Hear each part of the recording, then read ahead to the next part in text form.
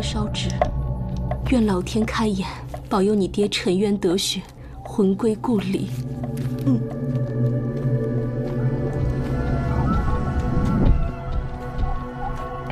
嫂子，福海来了。啊，娘，福海来了。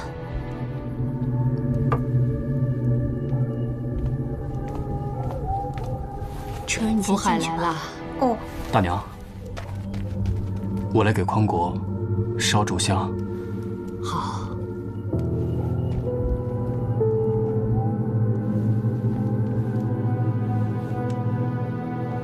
匡国哥，你若在天有灵，一定要保佑老太太和嫂子长命百岁，保佑垂儿考取功名，光宗耀祖。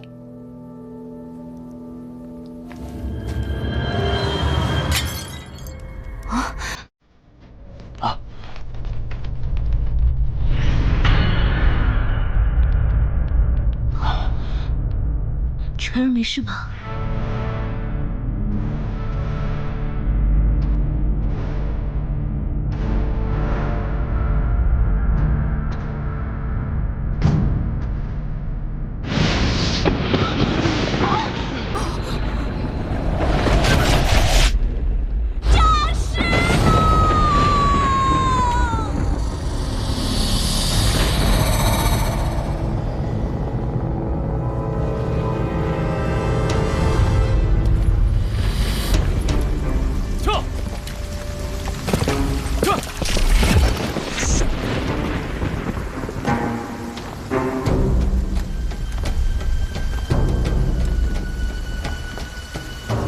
代公抱恙，无见外客，请回吧。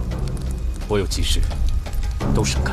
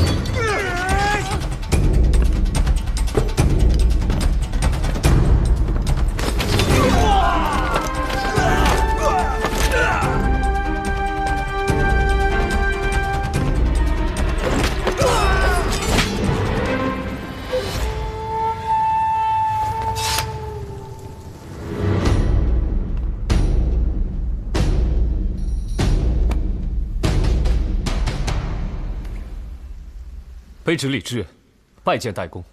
程烨，你回来了。起来，让我好好看看。等等。啊，程烨啊，晒黑了，也壮实了。看来送你出去锻炼一下是对的。多谢大人垂爱。这些年，我历任汴州判佐、并州法曹，虽无建功立业，但也跟随几位前辈经历了些事，见了些人，深知人心叵测，仕途艰难。此前我在长安少不经事，给您和家里都添了不少麻烦，卑职心中时常会心怀愧疚。漂亮话就免了吧。你知道这次把你调回来，所谓何事吗？听说前几日有5户人家诈了尸。死前都是当兵的，当时都因为通敌叛国被当场处决，如今诈尸，惹得街头坊间人心惶惶，议论纷纷。刑部和监察院都不想接手这个烫手山芋。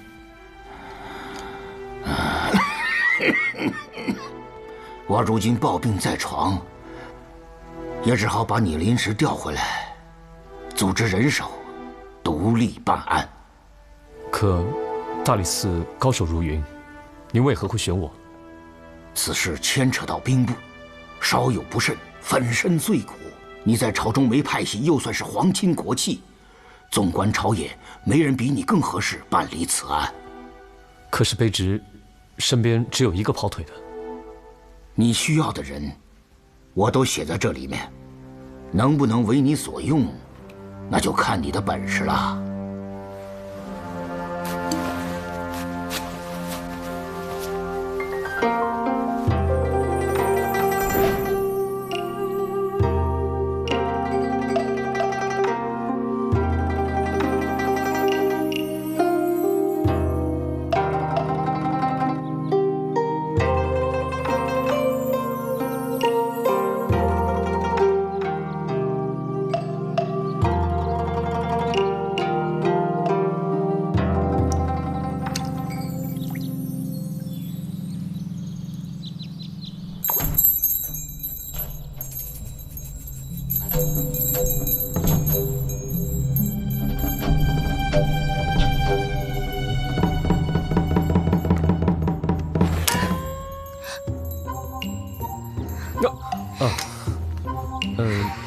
怎么每次都这样？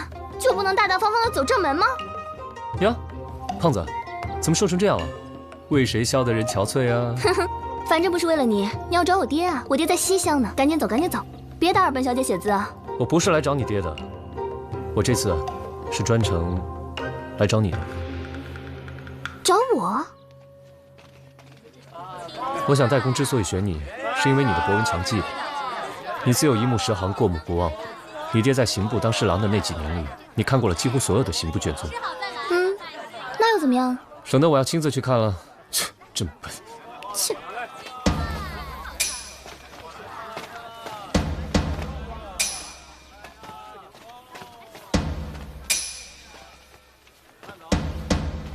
哎，买肉了。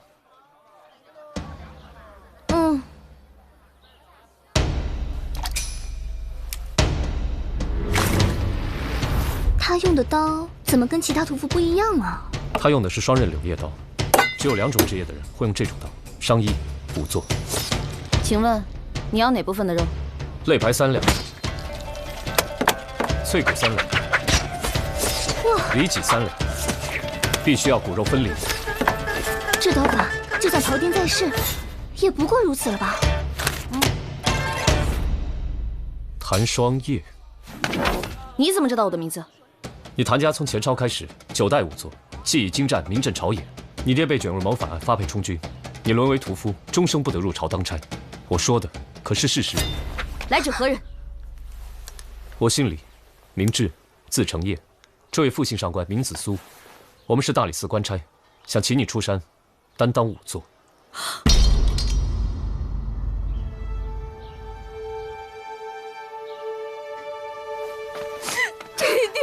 等了一辈子，终于等到了，你们终于来找我了。老大，我找着他了，在哪儿？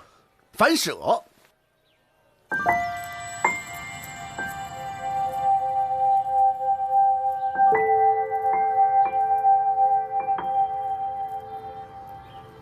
老大，这位是谭双叶。上官子苏姑娘，你好。我老大走提起你。是吗？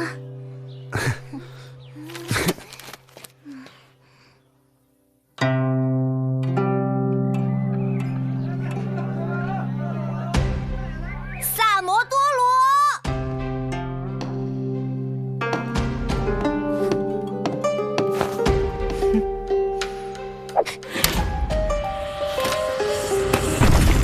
你想死？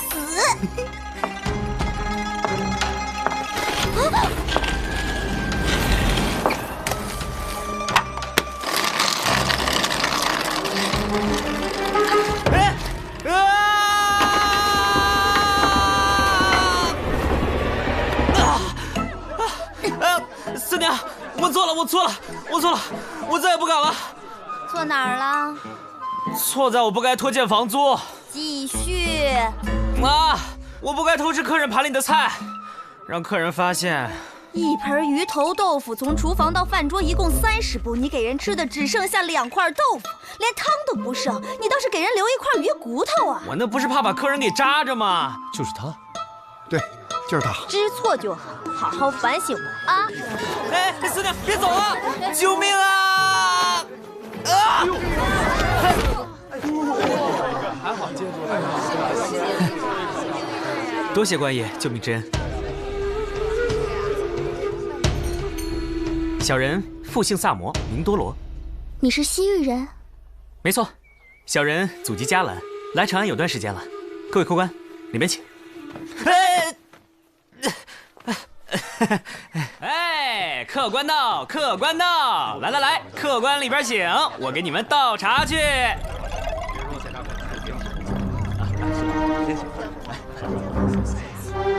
四娘，他不是冲咱们来的吗？抓也抓不到咱那儿，我们都从良了。再说了，他们现在抓人也得有点证据吧？要是真逼急了，我弄死他！我。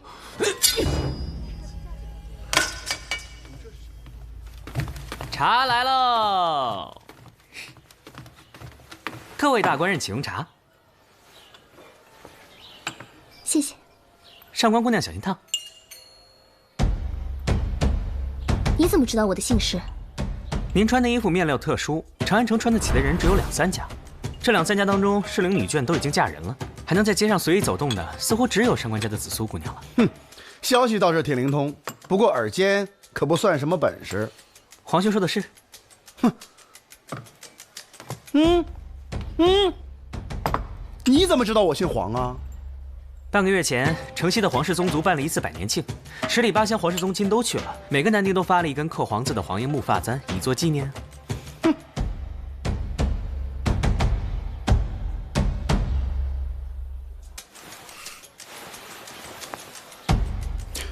我簪子呢？在这里。我一时好奇，就拔下来看看。不好意思啊。手还挺快，做贼没问题，干正事儿，哼。不行，照你这么说的话，你更适合做个屠夫，而不是仵作。哎不，你这个又是怎么看出来的呢？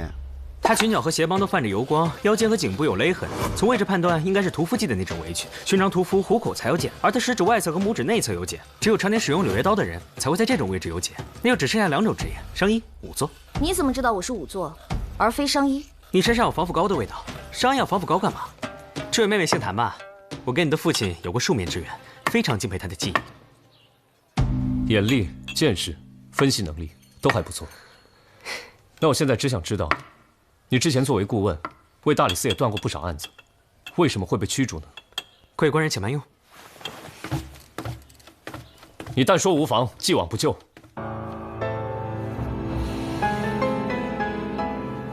宣为大将军府时期，我在现场一时没忍住。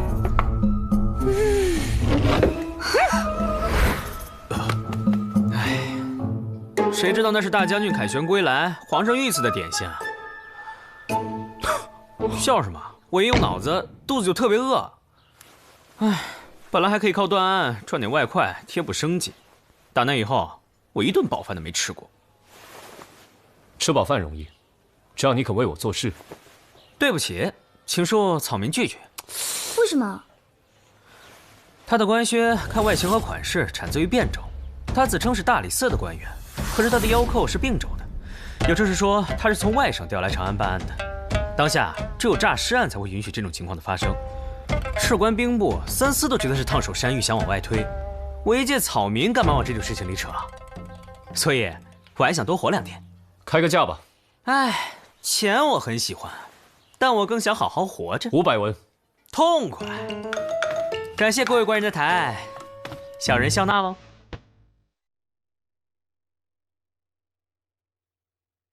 四肢僵硬，无体温，无心跳和脉搏，无生命体征。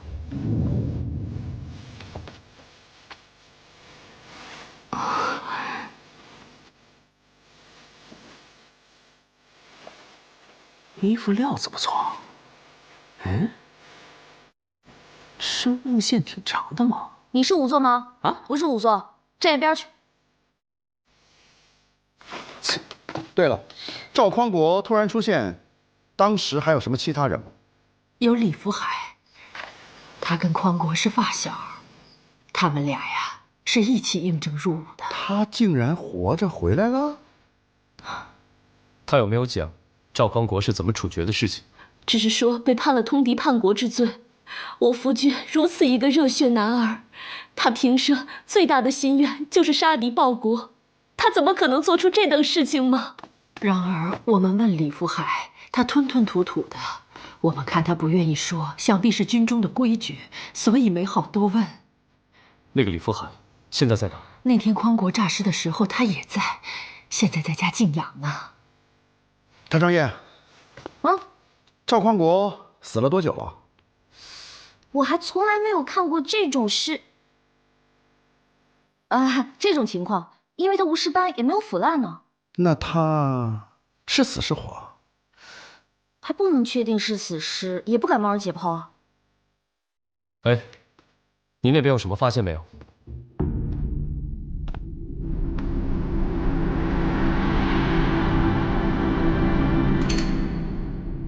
完全没有。哎，还钱！既然如此，我们去找李福海吧，看他那边有没有线索。好。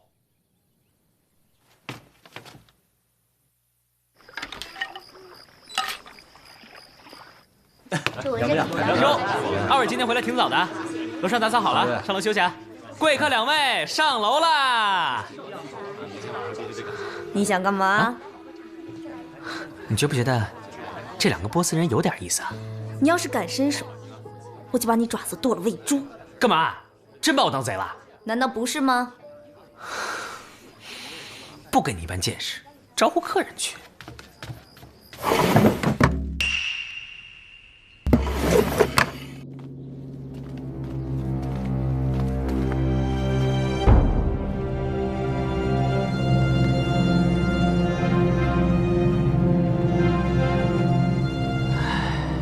福海可怜呐，好好一个大活人，忽然受了惊吓，几天功夫就没了。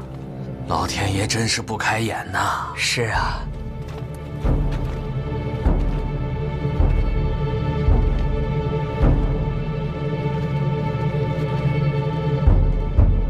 把棺材放下。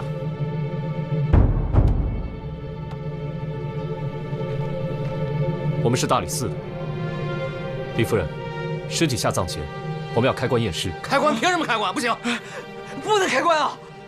不能让他开啊！开棺，不能开棺啊！不能开棺！夫人，不能开棺啊！夫人。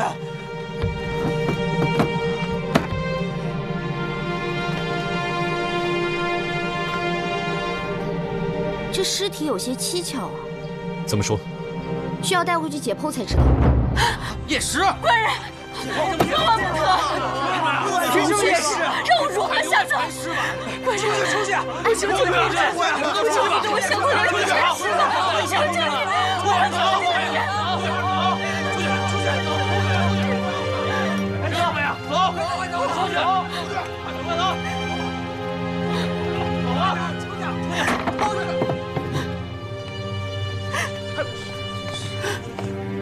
把门插好了。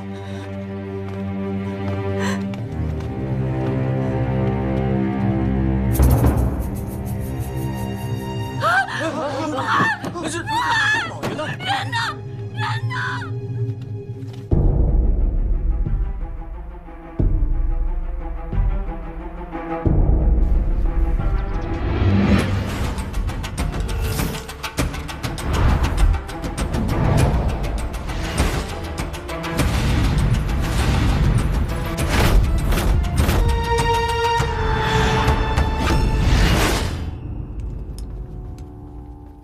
怎么样？没头绪。我之前看的都是刑部卷宗，战士档案应该都在兵部的卷宗里。兵部的卷宗可没那么容易找，要通过兵部侍郎度量员的首肯才行。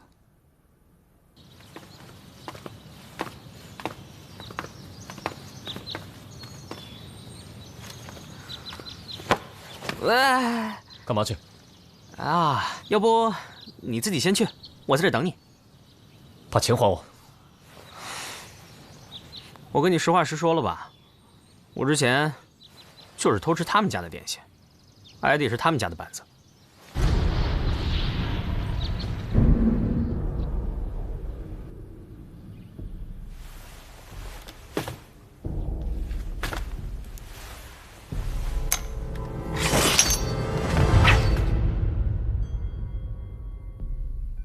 进去吧，有事我担着。走。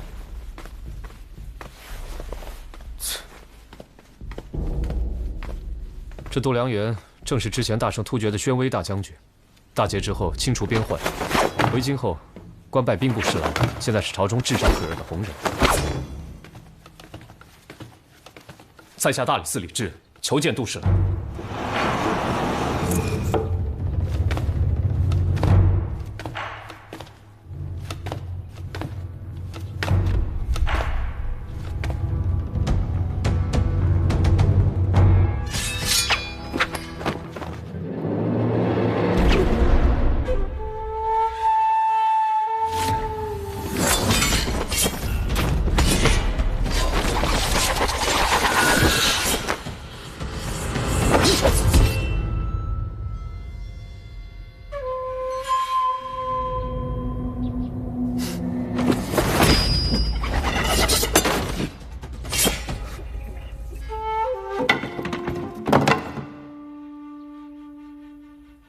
杜侍郎好武功，卑职心悦诚服。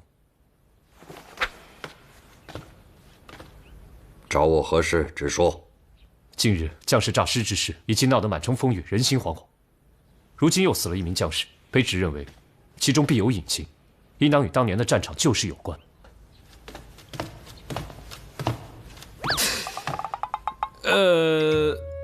还请杜侍郎允许我们查一下兵部的卷宗。事关民心，还请杜侍郎多加配合。好，稍后我便手书一封信，你们带去兵部，便可畅通无阻。多谢杜侍郎成全。主人，卵石已经烧热，随时可以汗蒸了。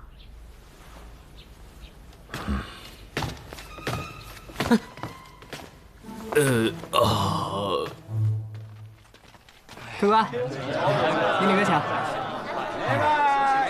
慢走啊！三花多罗来了。好，拿好。四娘，我错了，我错了，我错了。错哪儿了？不知道。那你瞎认什么错啊？不认错不被你活活打死。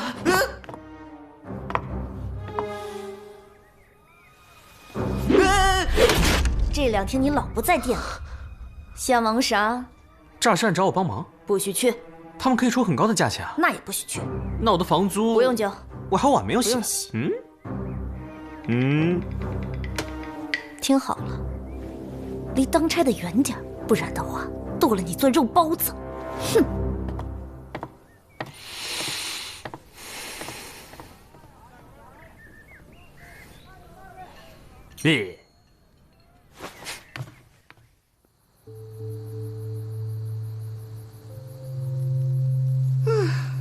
没想到兵部的卷宗浩如烟海，如此难查。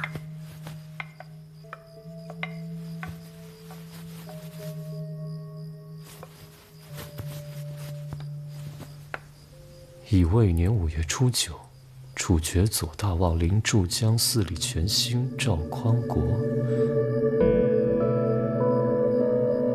罪名是通敌叛国，就地活埋。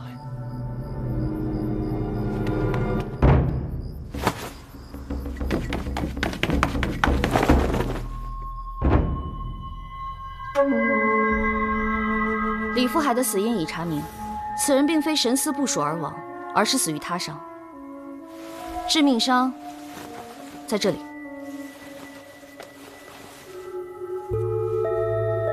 伤口并不明显，看上去像薄如蝉翼的软性兵刃所致。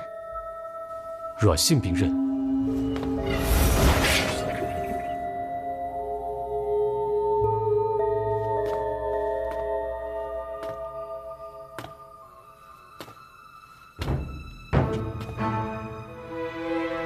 杜侍郎，当年赵匡国等人背叛通敌叛国，究竟有何隐情，能让堂堂兵部侍郎亲手杀人？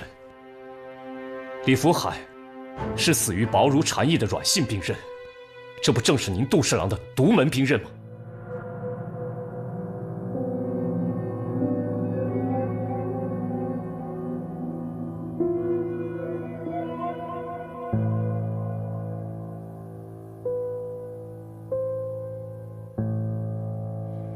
世上用软件的人千万，为何死了人就要算在我的头上？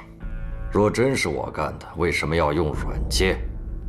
好让别人知道，这人就是我杀的。无证据，没章法。难道你们大理寺就是这么办案的吗？那到底是怎么回事？这些将士当年没有死于敌人之手，难道现在要死在不明不白之人手上吗？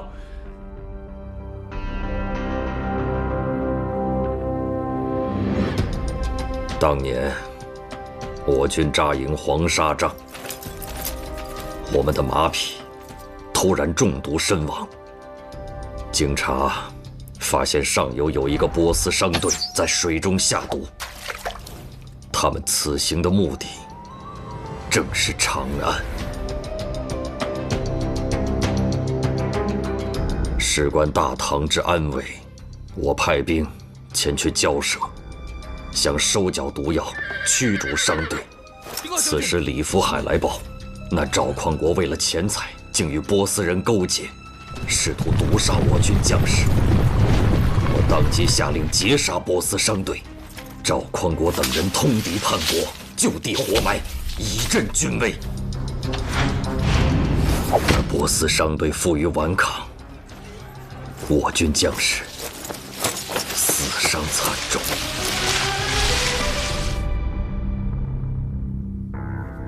这就是你要的隐情，此事的来龙去脉，兵部上下全都知道。想查，我们随时可以配合。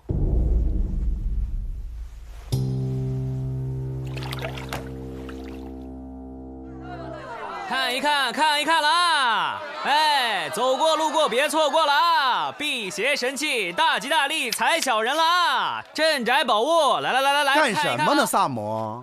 啊？人家都在讨论诈尸冤情的事情，你怎么还有心情在这坑人呢？我借个风声卖个东西，要啥心情？随便你。现在人们都在传当年的杜将军，现在的兵部杜十郎，为了一己私利，陷害赵匡国等将士。现在冤情重现，他们要杀人灭口啊！哎，大哥看看，哎，你听我说，开我光呢，开我光呢！哎，你这个可是我的镇摊之宝，价钱好商量。哪来的？问你呢，哪儿来的？求我呀！哎，我就哪来的？这个从2个波斯毛贼那儿弄来的。普通人走路双臂微晃以保持身体平衡，而那2人脚尖微颠，身形僵硬，这是常年走夜路形成的习惯。第一次见面就觉得他们形迹可疑。那天趁他们出门，我潜入房间四处搜了一遍，发现了这个小瓶子，味道刺鼻，必有剧毒。他们回来的时候，喂，二位回来了，我再帮你们打扫房间。不用了，不用了，早点休息啊。这枚戒指还没来得及摘。看我干嘛？纯属意外，这个不算是我偷的。原来你在这儿，我找了你半天。怎么了？我本来打算将查验的尸体下葬，却在伤口处发现了一丝乌青。这是一种罕见的毒药，药性缓慢，不易被发现。死者应该是先中毒，刀是后来补的。此人如此精心布局，难道就是为了嫁祸给度良缘？哼，终于反应过来了。难道是波斯人回来复仇？度良缘因为波斯人私藏毒药而屠杀了整个商队，有幸逃脱的人很有可能回来复仇。他们用软刃来嫁祸度良缘，又通过士兵诈尸来造成度良缘杀害下属的假象，最后再杀了度良缘，使之看起来像畏罪自杀。多么完美的复仇计划！三炮，你赶紧通知杜侍郎，最近一定要严加防范，万事留心。好。所以现在只要证明2个波斯人手中的毒药跟死者身上的一致，我们就证据确凿了。大理寺办案，闲杂人等尽速回避。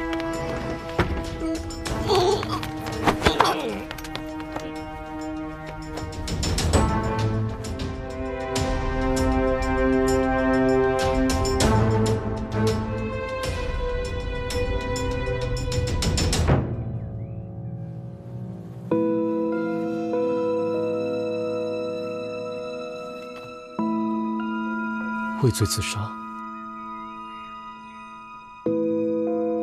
这么快就结案了？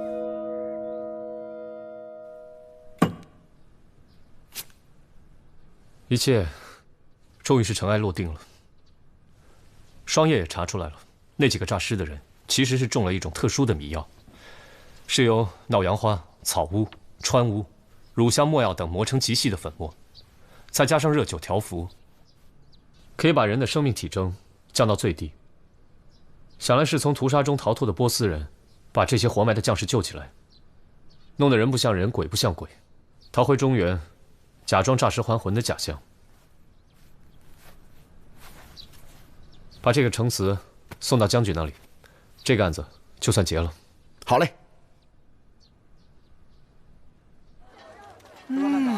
如果每次结案都是这种规格的话，我不介意帮你多破几个案。哎，你可别把功劳说得跟你一个人似的。我错了，紫苏姑娘，功劳都是你一个人的还不行吗？以后呢，功劳都归你们，吃的归我。不好了，度量员暴毙了！啊？什么？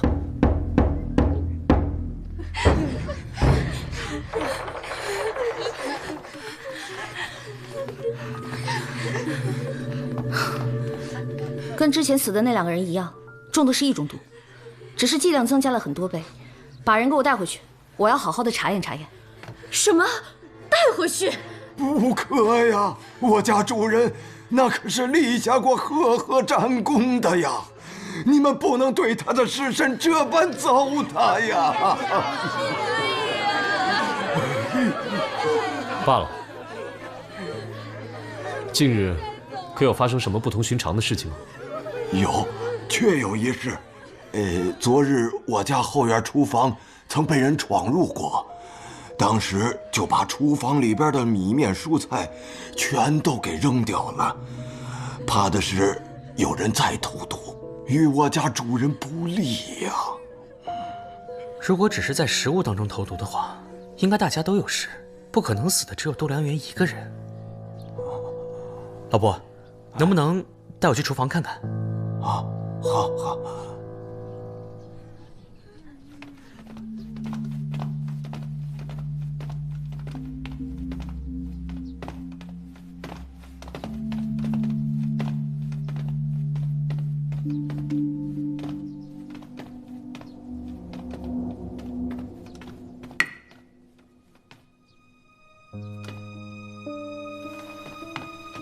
杜侍郎，你怎么就这么去了呀？杜侍郎，你标兵千古，功在千秋啊！死者为大人闹了，你这一去，不好意思，让朝廷怎么办？皇上怎么办啊？装活人简单，装死人也容易。装不活不死的人就难了。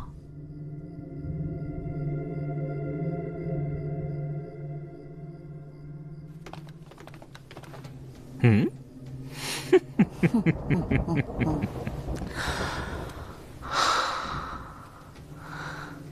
等等，你知道人身上哪部分最柔软吗？哪里？眼睛。可是他闭着眼呢。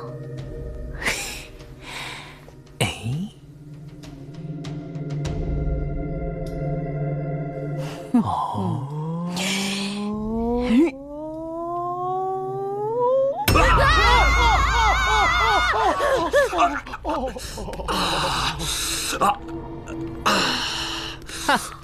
终于肯醒了。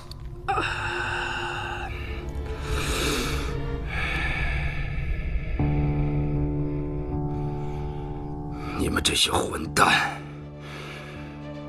是怎么知道的？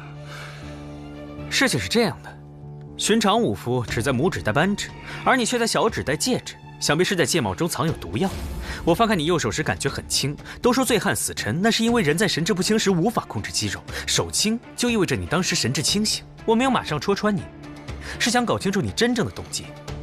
而且，你那枚戒指与波斯人同款，你穿的衣裳虽是大唐款式，面料却产自波斯，把这几条线索联系起来，再加上你之前密会波斯人被杜十郎活埋之时，真相就在眼前了。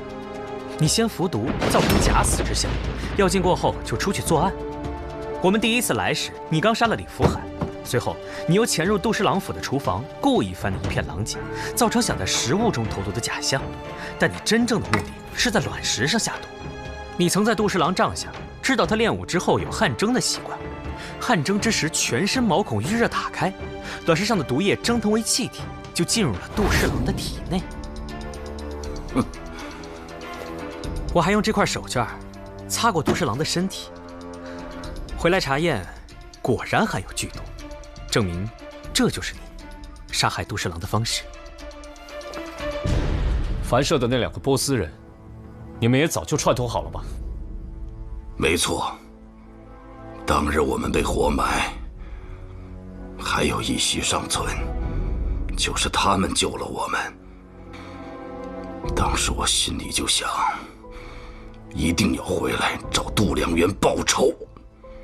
当年明明是你贪恋财富，通敌叛国，你有什么可复仇的？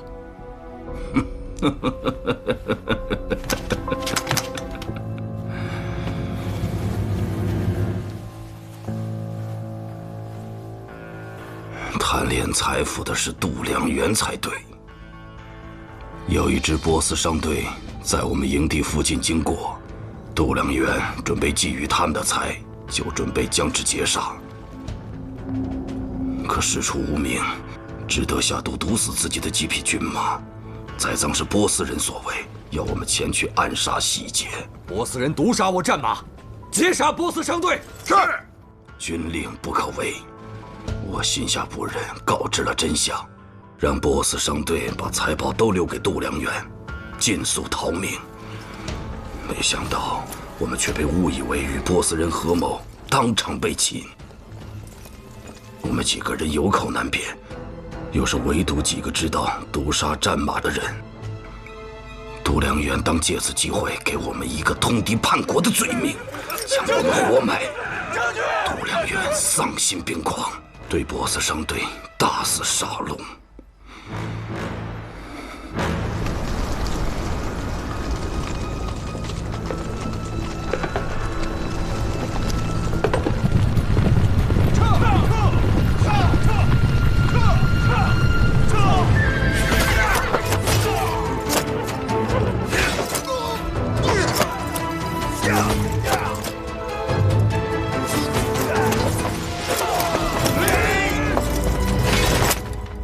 是2个逃走的波斯人，冒死将我们救下。从那时起，我们就开始密谋这个复仇计划。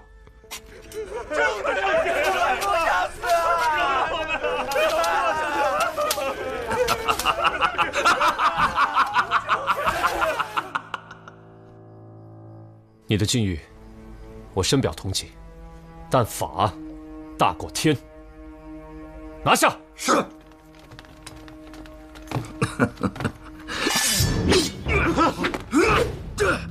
闪开！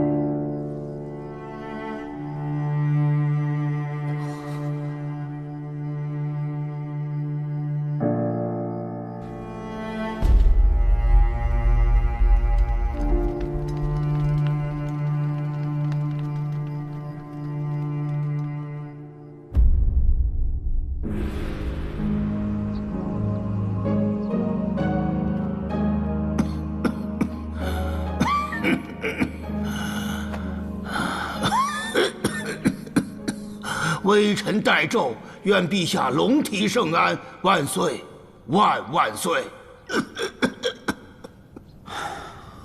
别演了，再演下去，你信不信朕治你个欺君之罪啊？陛下圣明。对了，案子破了吗？有关人犯都认罪伏法了，那小子的伤势如何？伤势无大碍，休息一阵，就能启程回汴州了。还是让他留下吧。这次他破案有功，朕让他接任大理寺少卿。微臣替李治谢主隆恩。再怎么说，也是建成的亲生血脉。派个人好生看着他，干得好，加官进爵；有一心，斩草除根。臣遵旨。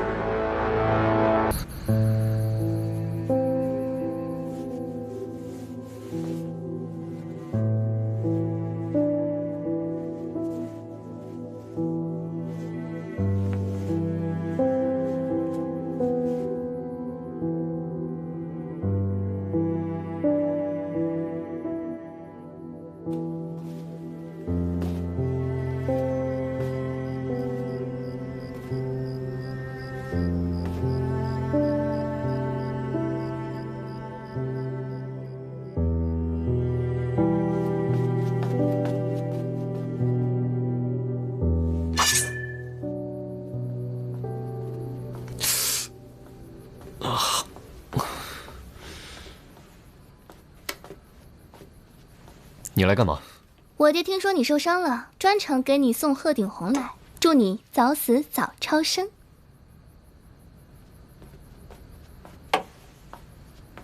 伤口清洗后，每日敷1次，一共敷10天，敷10次，应该就会好的差不多了。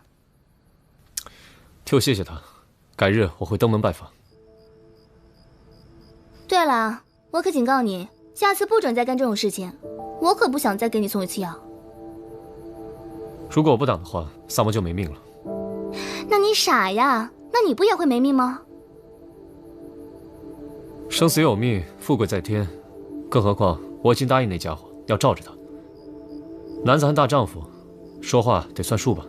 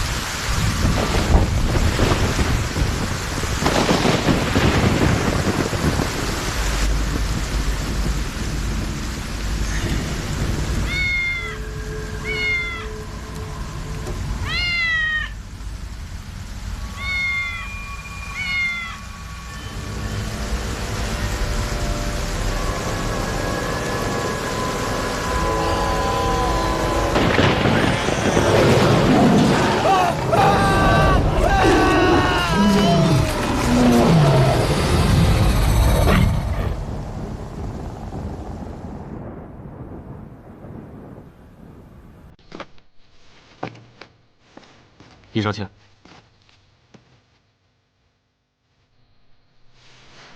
哎呦，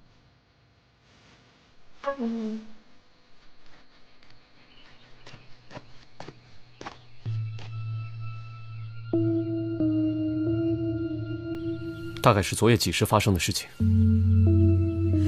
子时之后了，昨天晚上那雨下的也忒大了，我店里好多食客都赶不回家去了，我就延长了营业时间。有人与他同行吗？有，不过先回家了。另一个后来也不见了，我到处找了都没找着他呀。死者身份要不要公开啊？先别急，先带回大理寺，等双爷的解剖结果出来再说。明白，抬走吧。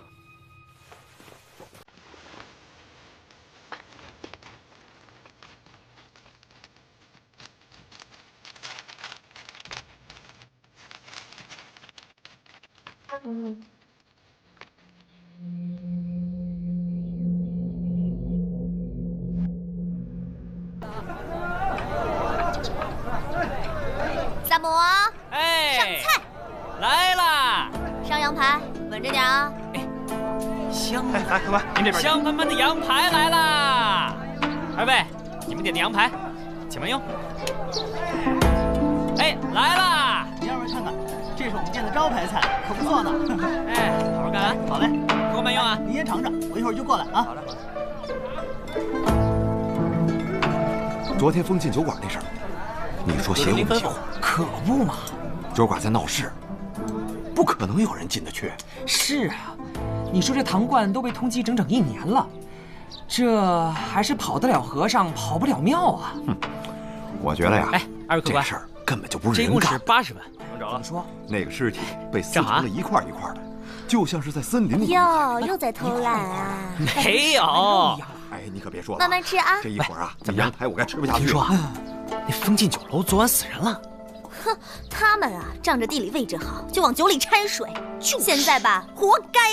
哎，要不咱们店也先关店2天，正好呢，好好准备准备新菜式，迎接大波的顾客。你去哪儿？大理寺。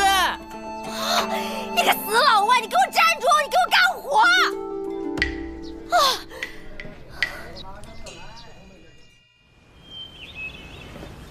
来，双叶，你能不能不让你家灰灰乱跑啊？哎，你东西能不能不乱摆？你怎么不摆城墙上去啊？你。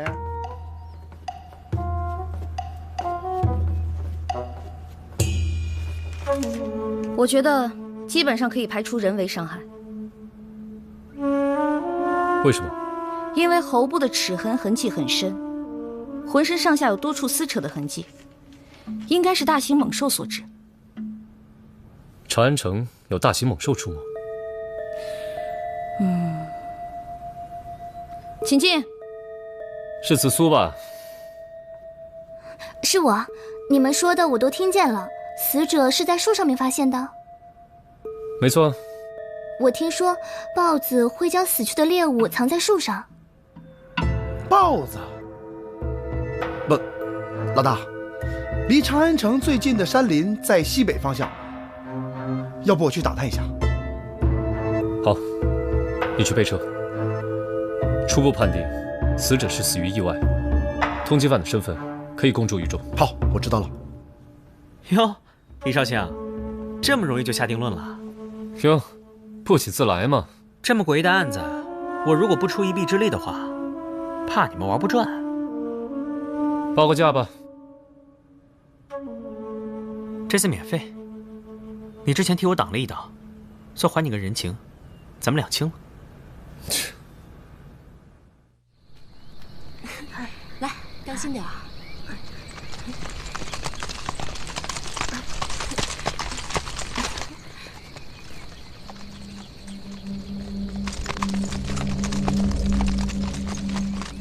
快走，快走，走。哎，怎么见了我们跟见了瘟神似的？来，回来，哎，回来。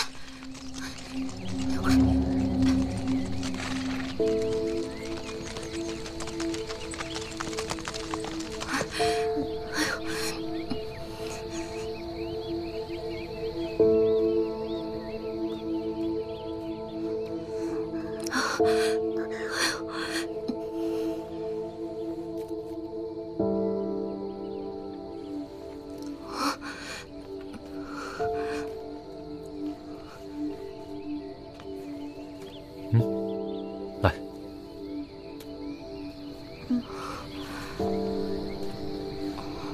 别怕，我们是大理寺官差。谢谢。啊，这里发生了什么事啊？官人，您不知道吗？昨天长安城里死了人。我们就是为调查此事而来。官人，您可千万要救救我们呀！我们什么亏心事都没做呀。此话怎讲？这怪兽常年都在山林里，10年前出现过一次，后来就再也没有人见过。这次却直接进了长安城，哎，一定是有人得罪了他，才会惨遭杀害，真是太可怕了。10年前有人被杀吗？啊，有，死状跟那个人一模一样。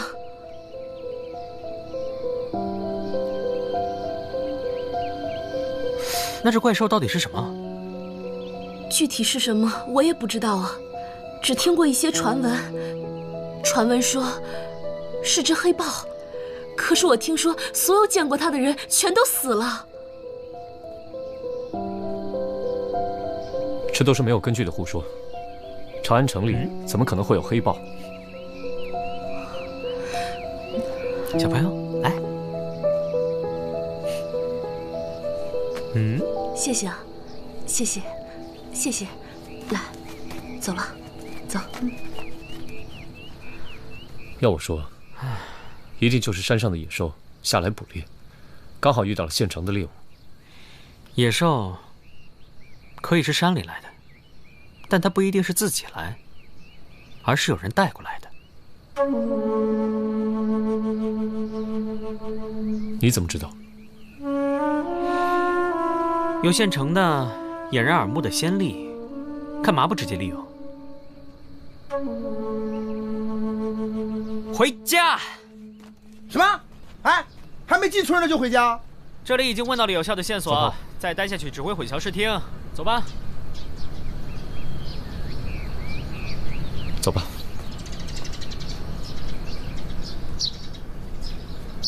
查到什么线索了吗？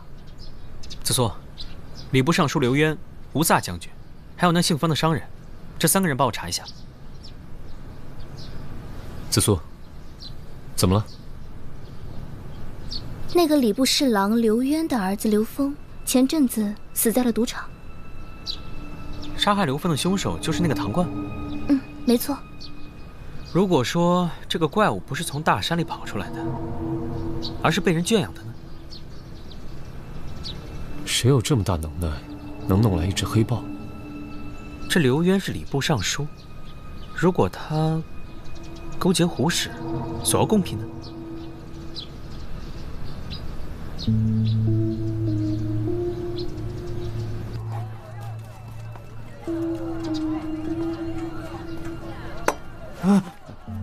大理寺查，我问你啊，这2天有没有什么大型的马车经过？这几日入城的大型马车并不多，小的记得十分清楚，有礼部尚书刘渊官人，兵部的吴萨将军，还有一位姓方的商人。哦，那他马车里都装的什么呀？这个嘛，小的没接到抽查的命令，于是就放他们过去了。以后查仔细点儿。是。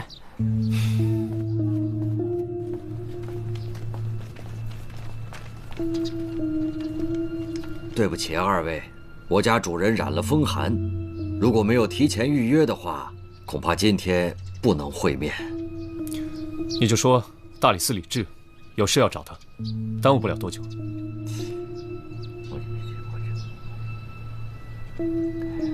好，2位这边请。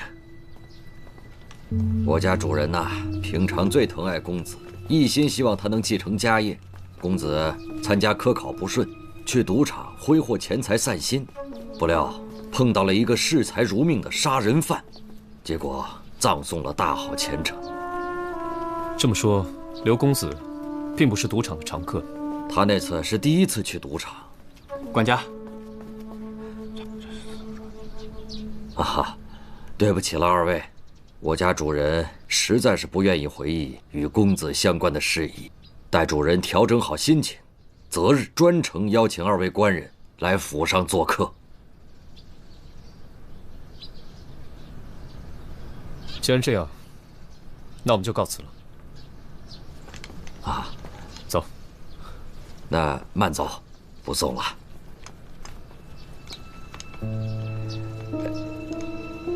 请。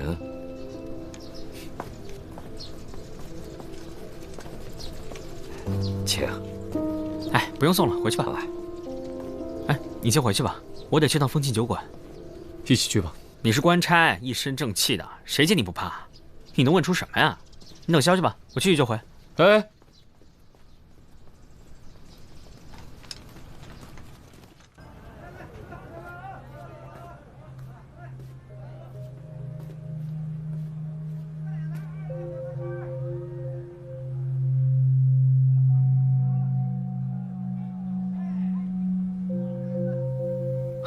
老板，来一坛黄酒。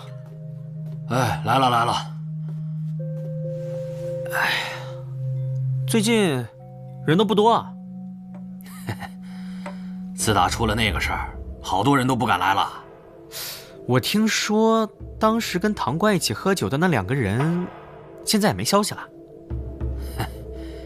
其实啊，就是为了自保。怎么讲？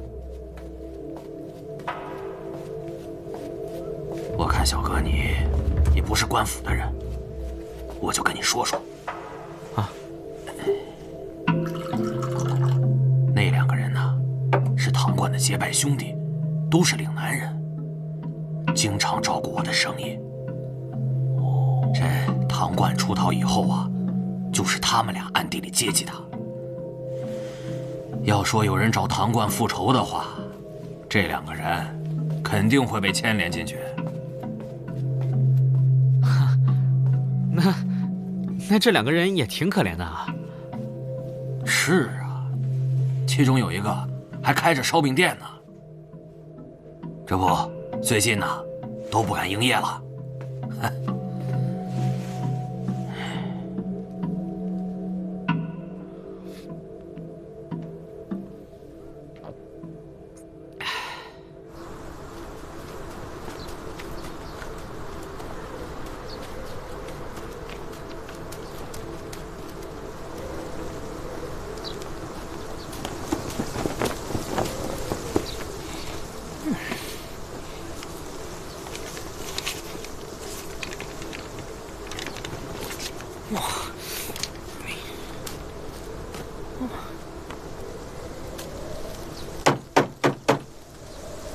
有人吗？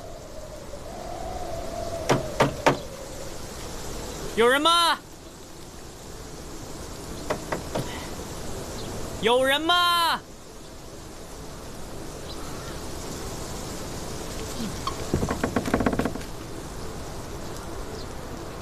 哎，你是谁啊？你是苏老板吧？我是啊。啊，那个我大理寺的。我们老板不在家，你走吧。哎，就想随便跟你聊聊。你怎么听不懂话呀？苏老板不在家。不是。哎，那你能不能给我说一下城里的地址啊？你不是官差吗？自己查去。什么呀？什么态度？啊！等啊！啊！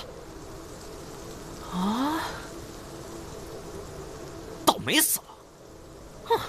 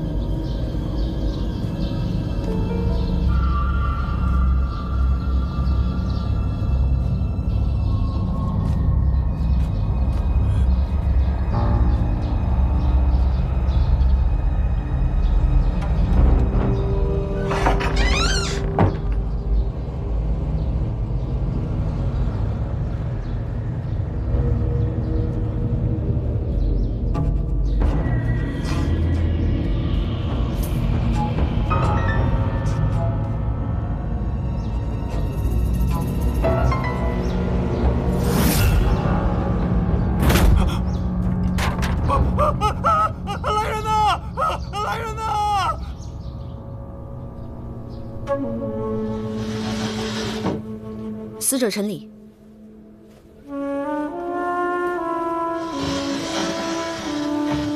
这是之前的死者唐冠，可以确认这两个人的伤口几乎完全一致。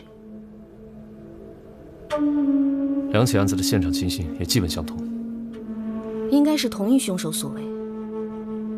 这应该是连环杀人案。听说昨晚平康坊也死了一个人，对，已经确认是自杀。和这两个人会不会有什么关系啊？当然有关系。我来的路上去了趟平康坊。去那干嘛？我在樊社听说平康坊刚刚有个姑娘上吊了。我查到这死者陈礼和上吊的雪儿姑娘是相好，而且刘尚书的堂弟也想把这雪儿姑娘娶回家里做妾。刘尚书，礼部尚书刘渊，正是。而且这刘尚书的堂弟刘波，他一直住在刘府里。走。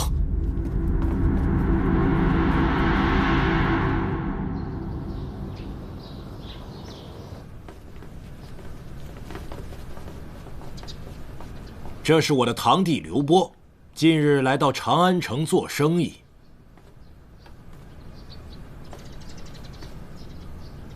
哎，刘尚书，您的这位堂弟，我怎么看着有些眼熟？或许是因为我们兄弟之间有些相像罢了。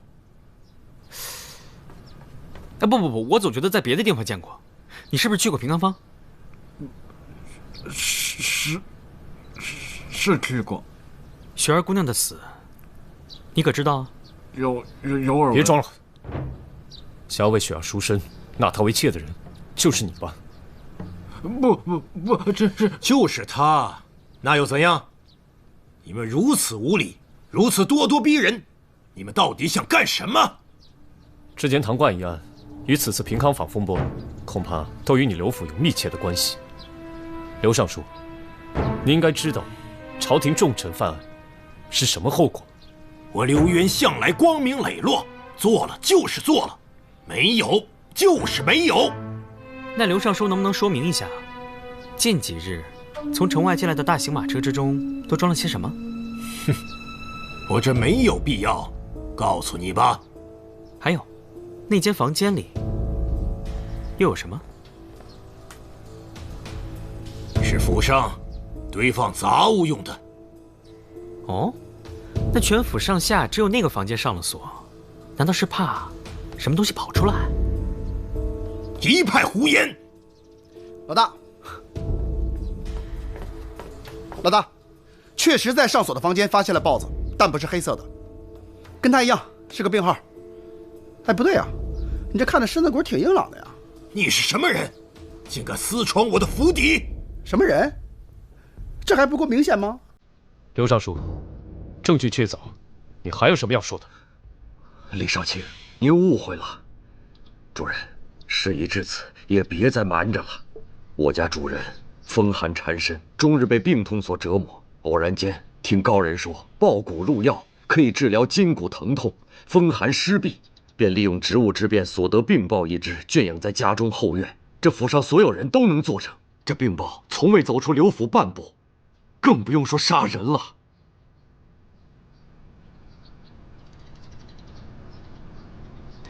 我想再回现场看看。三毛，我们走。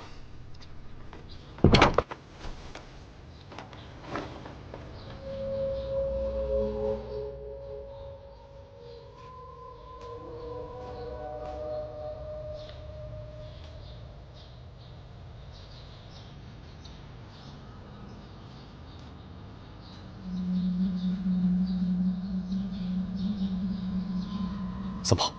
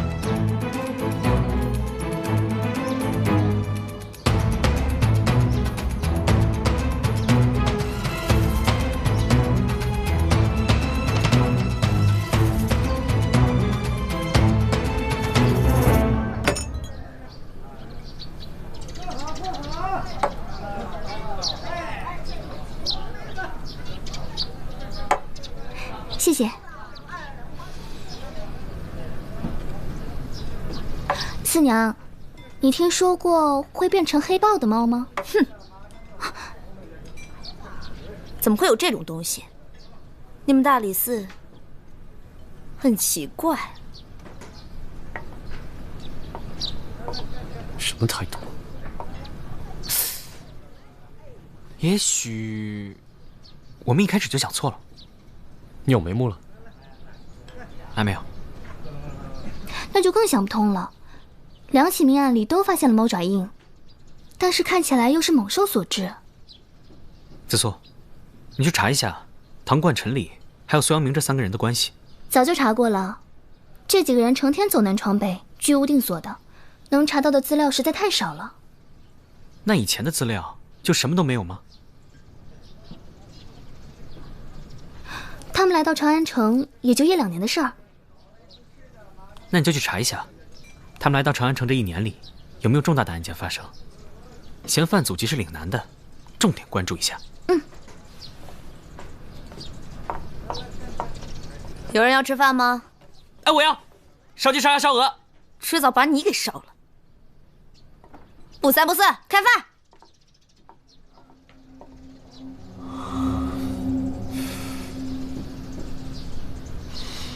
你怎么了？不是，三炮怎么没来？我让他悄悄溜到刘家，看看有什么线索。不对，刘尚书应该跟此案无关。过来。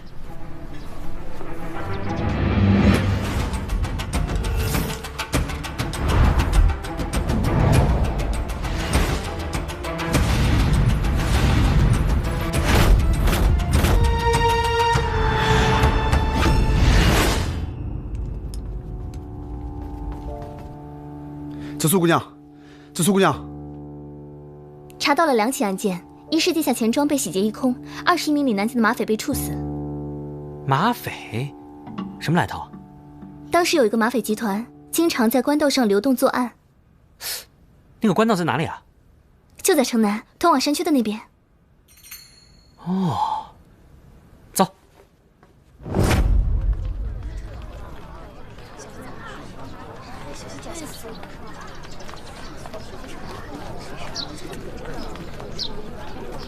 大爷，跟您打听个事儿。好，这儿前2年是不是有几个马匪老抢人钱财？马匪没有没有，我们这儿安全着呢。倒是前2年啊，我家人进山，让黑豹给吃了。黑豹？啊，吃了好多人呢，这尸体都在这里呢，头都不见了。哎呀，行了行了行了。老爷子年纪大了，别听他胡说。你们这边有黑豹出现了？是死了些人，但都不是我们这儿的，好像都是些商人啊，还有当官的。我觉得呀，就是钱来的不干净，不是人为的，谁知道呢？哎，对了，以前啊，这里有个茶铺，但是自从搬走了以后，就再也没出现过。行，谢谢啊。啊。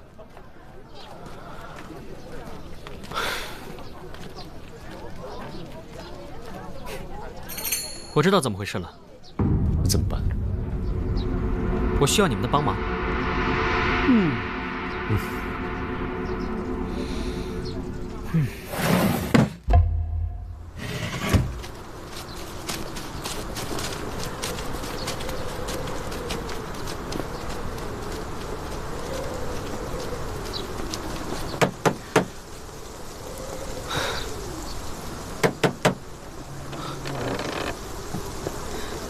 对不起，我们已经停止营业了，麻烦你请回吧。那个，我是来找苏老板的，我之前来找过他，你告诉他不用害怕，我们已经找到杀害唐冠和陈礼的凶手了。请进来说话吧。哎，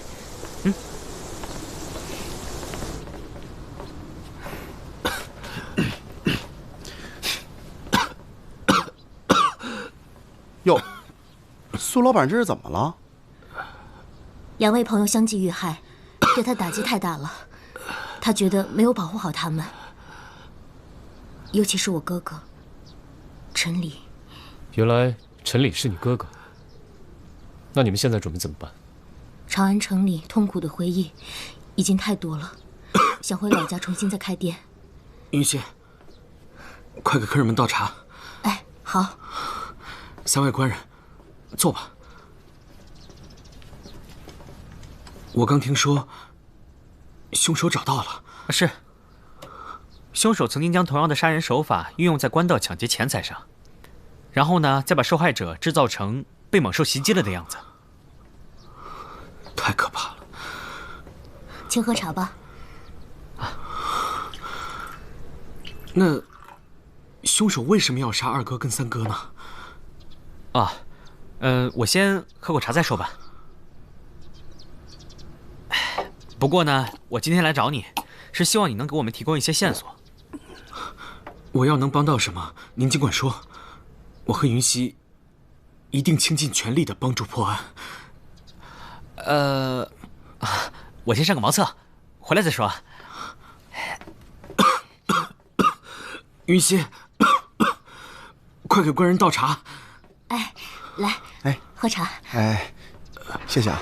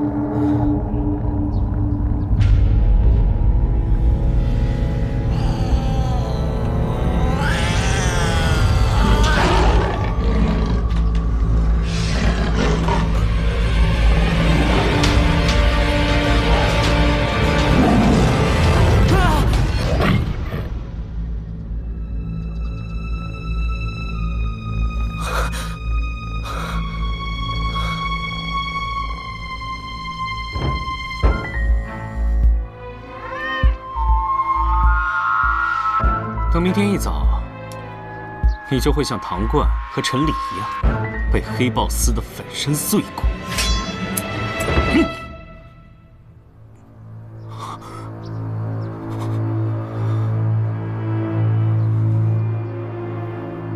萨摩说的没错，真凶果然是你。不可能！我明明看你们几个都喝下去了。江湖伎俩。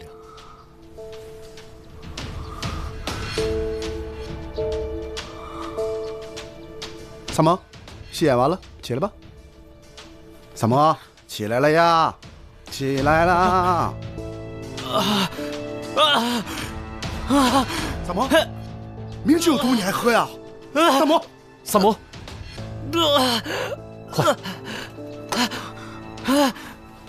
萨摩，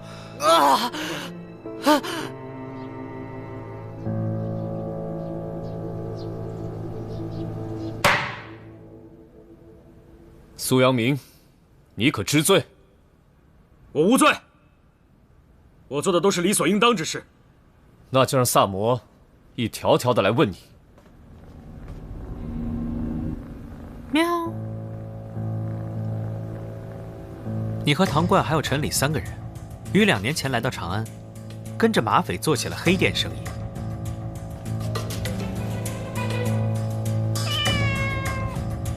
你们的作案手法很简单，同时也很不容易被察觉。你们在官道旁开了一个茶馆，在茶里和酒里下药，那些歇脚的客人喝了之后就会想去上茅房，同时精神也开始涣散。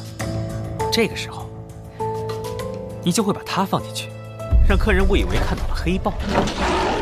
这时就会用钢爪把他们杀掉分尸，造成被野兽残害分尸的假象，手段何其毒辣。由于不是人为作案，这案子自然进不了刑部的档案。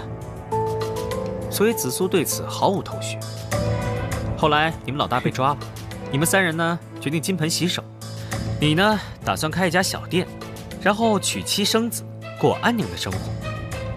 可是你这2个兄弟总是拖你的后腿，经常问你索要钱财。你想和云溪结婚，一方面呢你需要继续开店贴补家用，另一方面呢你还需要供养唐冠，以及向陈离准备所谓的彩礼。你终于不堪忍受这样的生活，于是你决定把2人杀人灭口，对吧？你是什么时候发现的？就在我第一次去你店里拜访你的时候，你的房门是虚掩着的。当时我就很纳闷，传闻唐冠是被仇家所杀，他出事后，你作为兄弟不藏不躲，不关房门，可见你根本就不怕有人来寻仇。其二，我自报家门，你却把官差挡在门外，这哪里是寻常百姓所为？我问你陈里的地址，你让我自己去查。此时你是怕引火烧身，才对陈离起了杀心吧？经过检验，这茶壶里面有致幻作用的迷药。他们本身就该死，因为他们没有权利阻止我过我想要的生活。那你有为云溪想过吗？你觉得你亲手杀了他的哥哥，你们还能若无其事的生活在一起吗？这是什么？你说话呀！这是什么？你拿他做了什么？你说话呀！你说话呀，阿明哥，你说话！别喝了！别闹了！要是没你哥，咱们能变成现在这样吗？云溪，我做这一切都是为了你肚子里的孩子。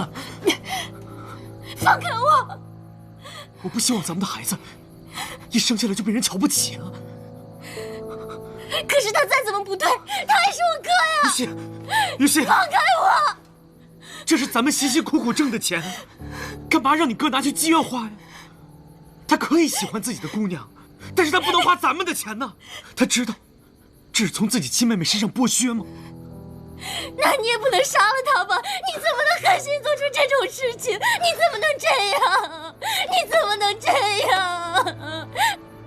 哥哥不见了之后，我隐约有感觉，但是我不敢想，阿明哥竟然敢做出这样的事情。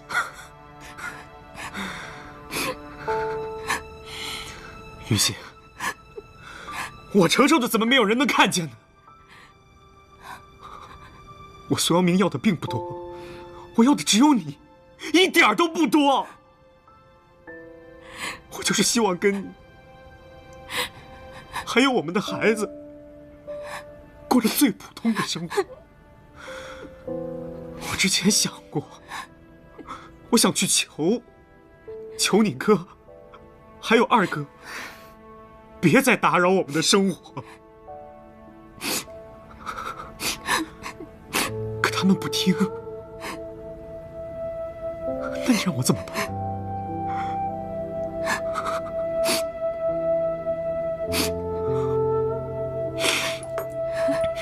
苏阳明，你可知罪？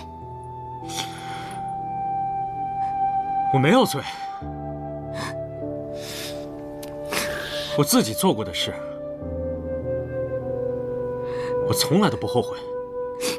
来人，押下去，关进大牢，择日审判。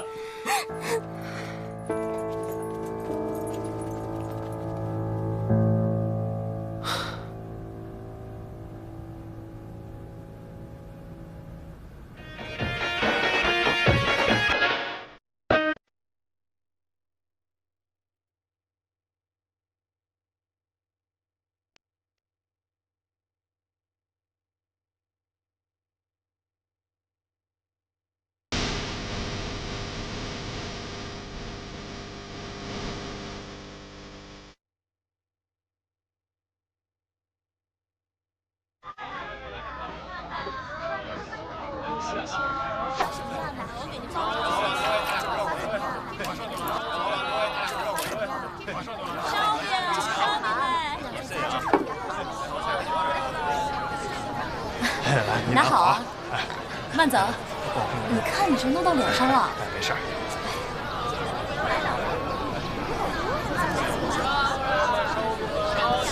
干什么呢？少年怀春啊！怀你个头啊！我的眼中只有烧鸡，没有人。哎，干活！哎，听说他又救了你一次。这次不算，这次呢是我故意安排的。值得吗？不就是个案子吗？值得服毒吗？命没了怎么办？什么重要啊？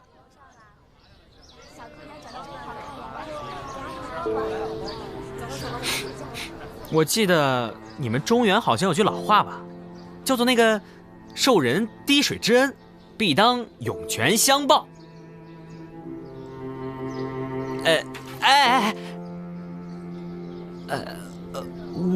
我真的不是故意的。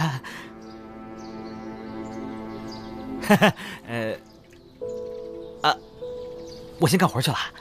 他是官，咱是贼，就像猫和老鼠，永远不能为盟。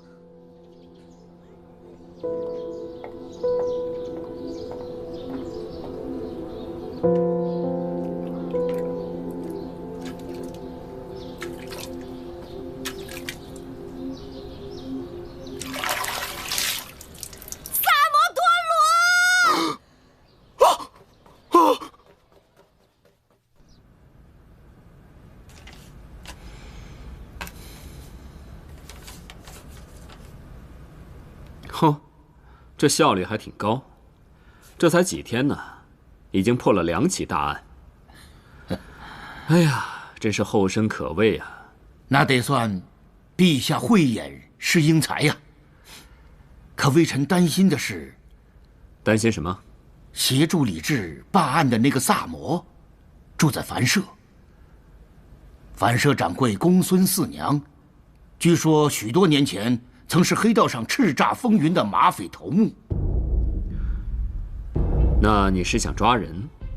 微臣的眼线说，这个四娘对李治没什么好感，臣担心她对公子不利呀。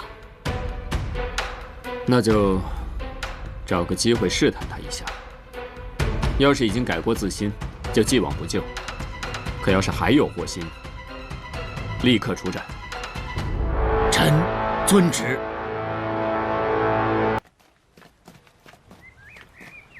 上官这个懒虫，一听郊游撒腿就跑，怎么劝都不肯出门呢？哎呀，不行了，不行了，我走不动了！郊游不是应该地上铺一块布，然后躺着吃东西吗？为什么一天到晚都在走路啊？走到太阳都下山了还要走路啊？郊游2个字，从哪儿看出来是让你躺在地上吃东西了？你是饿了吧？很难看出来吗？我一天没吃东西了。早饭、午饭你不都吃了吗？早饭、午饭算吃的吗？那是正餐，那根本就不算。哎呀，我真是不走了，我走不动了。哎，前面有座寺庙，我们去那问问。寺庙？我累了一天了，还要吃素啊？少说2句会死啊！我想问一下，这前方有客栈吗？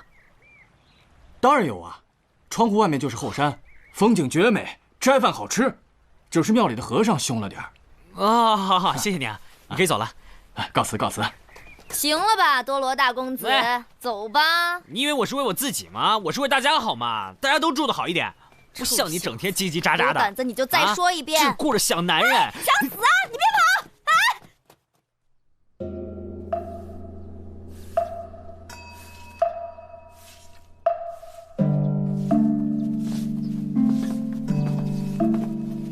小师傅，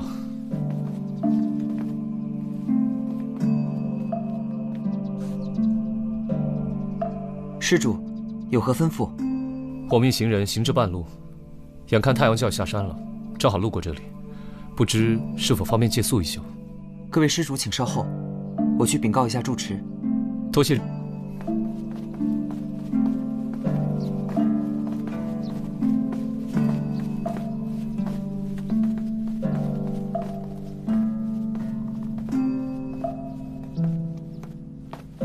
施主，这一间和东边那间，便是给你们准备的房间。请问师傅怎么称呼？贫僧法号志远。多谢志远师傅。对了，师傅还有一事要交代我转达。请说。在这厢房的后面是一座古塔，是本寺用来镇魂的法王塔。师傅特意交代，没有事最好不要靠近，以免发生不测。法王塔，我听说过哎，原来就在这儿啊。贫僧告辞了。那塔很邪的。哎，憋死我了！你说在这个庙里感觉鬼气森森的，这庙里供的是什么菩萨？我也觉得，我们可不要在这住久了，不然啊，非把我闷死不可。好了，我和双叶住一间，你们3个住一间，不就好了？好啊。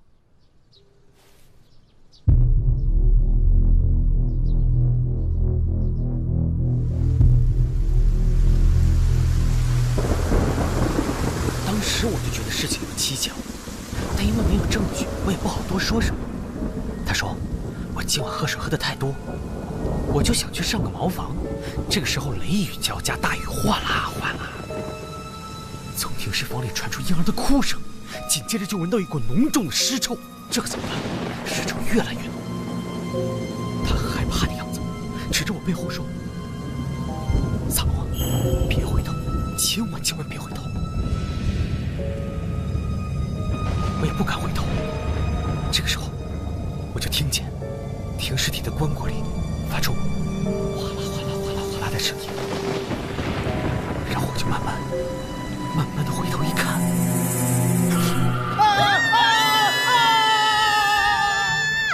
你说你啊，你讲就讲，你吹什么蜡烛啊？你疯了吧你？哎。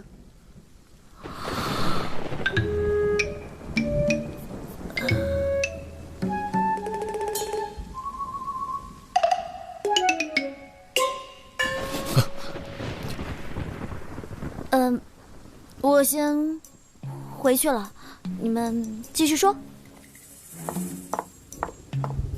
外面下雨，记得打伞。哦。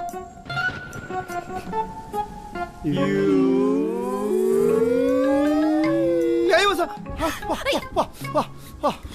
哦。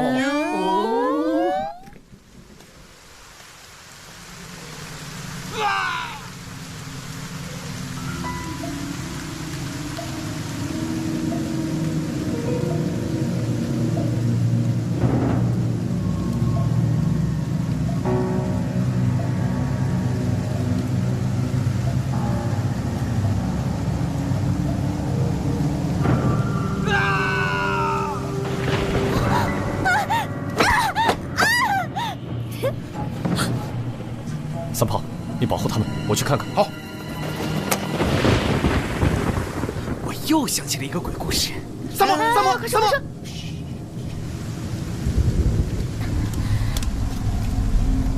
怎么了？那边有人摔下来，快去看看。哎，小心！四娘，你去古塔啊？我出来的时候，我想回去，结果听到那边有声音。我刚想走过去，却从那边掉下来。走，我们去看看。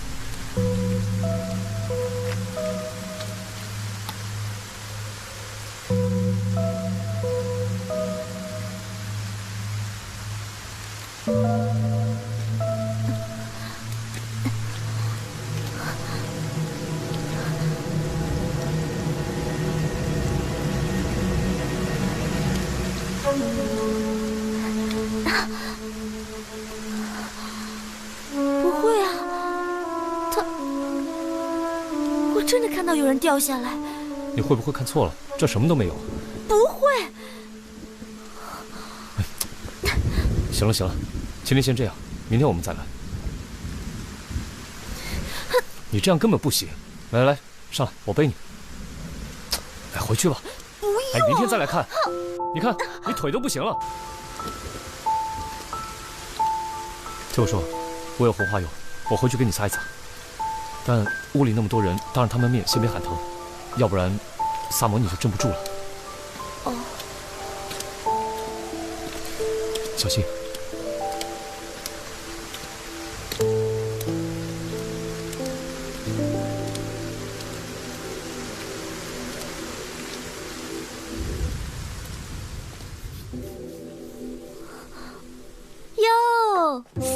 你是不是真的中毒了？脸红成这样，喝酒了吧？至少喝了7、8两哦。拿过来，我自己来。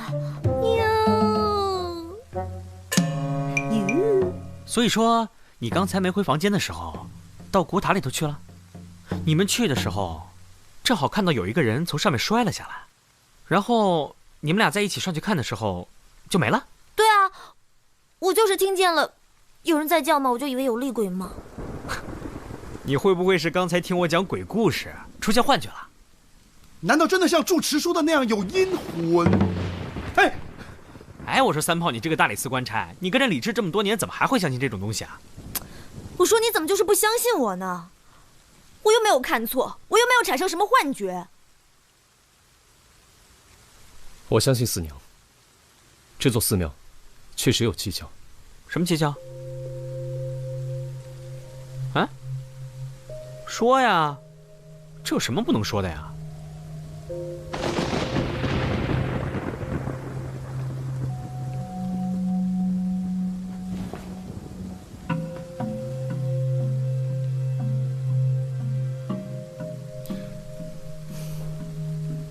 其实，此次我是受陛下之命来找宝藏的，因为这是绝密任务，所以我向大家隐瞒了实情。其实这座寺庙是前朝留下来的皇家寺庙，这里面的和尚都是前朝的老臣，或者是老臣的手下们。陛下知道了前朝留有藏宝图在此，之前派有很多人来暗访，但都有去无回，所以此次我的任务是调查这些人到底是死是活，还有要把那幅藏宝图带回去。那说好的郊游呢？郊游的事都是你们自己说的，我并没有说郊游呀。好，明天呢你就自个儿留在这儿吧，然后呢三炮陪你，我呢带着双叶还有四娘，我们呢就下山，然后顺便烤个全羊。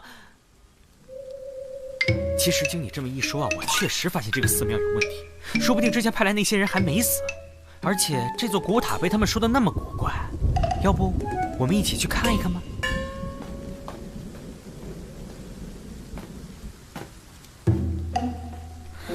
哼，奶奶的一个没留神，老娘毕生修为差点前功尽弃呀！啥意思啊？问什么问？睡觉。啊，睡觉睡觉。啊。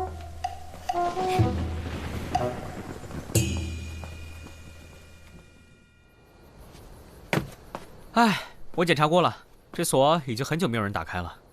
三胖，这个高度你上不上得去啊？你说呢？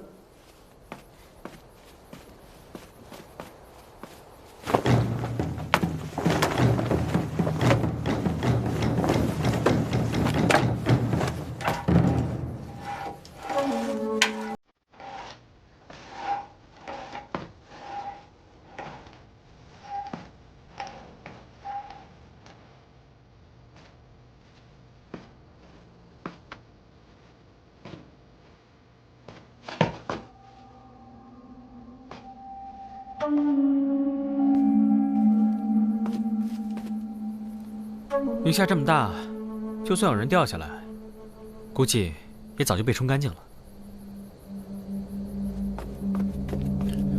上面是顶层了，没看出什么问题。那今天晚上只能这样了，明天一早我们去找住持。怎么说呢？我们就说看到有人从上面掉下来，担心寺里僧人遭遇了不测，看看他们什么反应呗。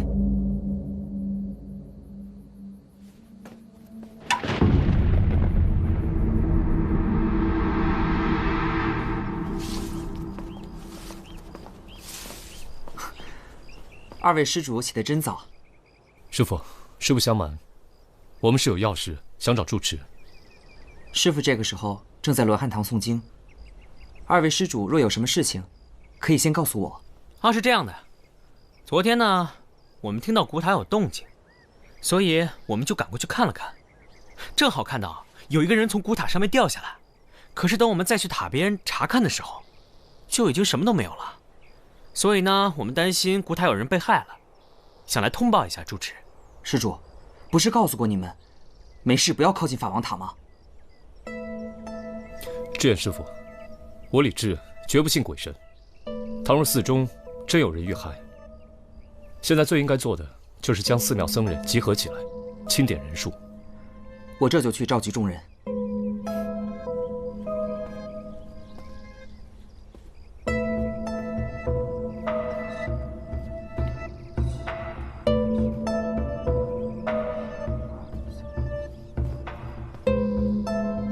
各位施主，本寺所有的僧人的确都已经到齐，一个不多，一个也不少。那小师傅，这寺中有别的旅客借宿于此吗？哦，对了，昨天我还遇到一个人。哦，这几日确实有一名旅客借宿于本寺，但已于今早告辞下山了。那既然是这样的话，就带我们几位去古塔看看呗。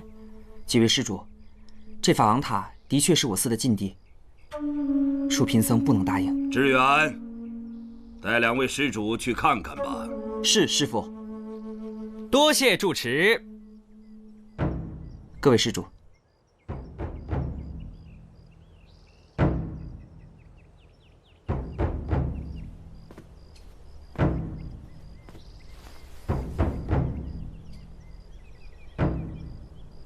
小师傅，这个塔除了这一个门，还有别的出口吗？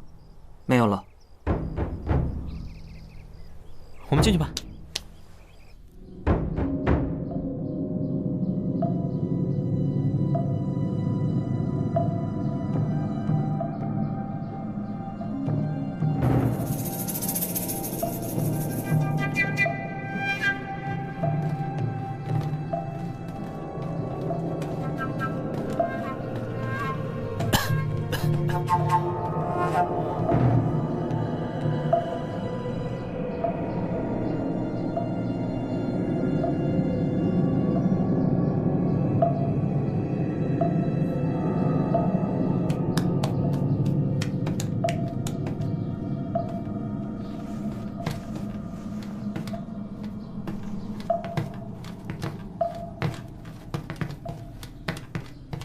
各位施主，这就是第5层。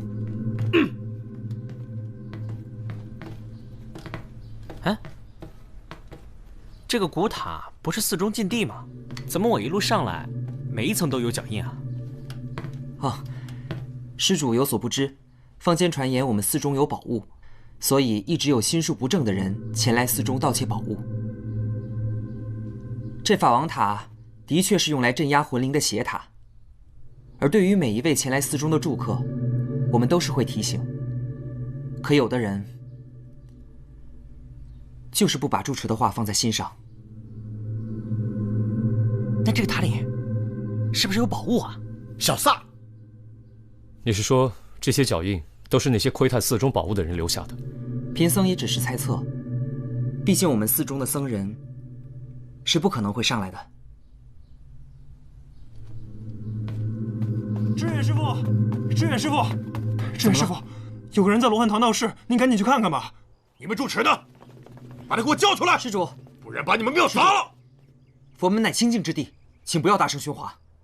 哦，有人管事的，把你们住持给我叫出来，我要跟他算账。施主，有话请好好说。行，我来问你，我的朋友这几日在你们这寺庙借宿，我们约好今天4时在山下见面。你们看看，现在都已经5时了，这人怎么还没出来？你说，那把他怎么样了？不知施主您的朋友，可是那位张仁？正是。他已于今早向我告辞下山。至于他为什么没有赴约，这跟我们寺庙有什么关系？我们俩约好今天有要事相谈，他不可能爽约。我来问你，你们住持呢？是不是做了亏心事，不敢出来见人呢？把你们住持叫来，快！志远师傅，有一句话，不知道我这个外人当讲不当讲？施主，请讲。我看这位兄弟情绪那么激动，恐怕一时半会儿他也平息不了。不然你就带他去张然的房间看一看，如果找不到行李包裹，他不也就死心了吗？志远，带他们去西厢房看看那位张仁的行囊是否还在房间里。是，师父。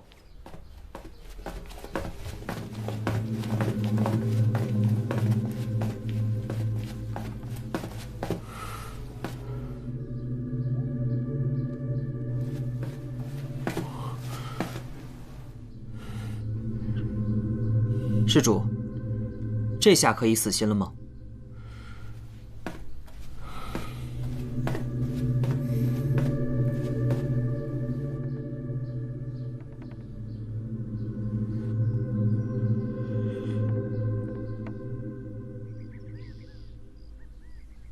这位兄台怎么称呼？在下谢瑞。啊，我是萨摩多罗。这2位都是我的朋友，李治、黄三炮。想问什么？问吧。你是如何知道你那位朋友还在寺中？啊，其实事情是这样的，昨天夜里发生了一件非常诡异的事情。我们怀疑这件事情跟你朋友有关。这个寺中呢，有一座古塔，说是非常不吉利，不让人靠近。可是昨天晚上我们看到有一个人从古塔上面摔下来，只是不到1盏茶的功夫，我们再去找，地上已经什么都没有了。不瞒你们说，我就知道我这朋友肯定出事了。你现在可以说了吧？你朋友怎么回事？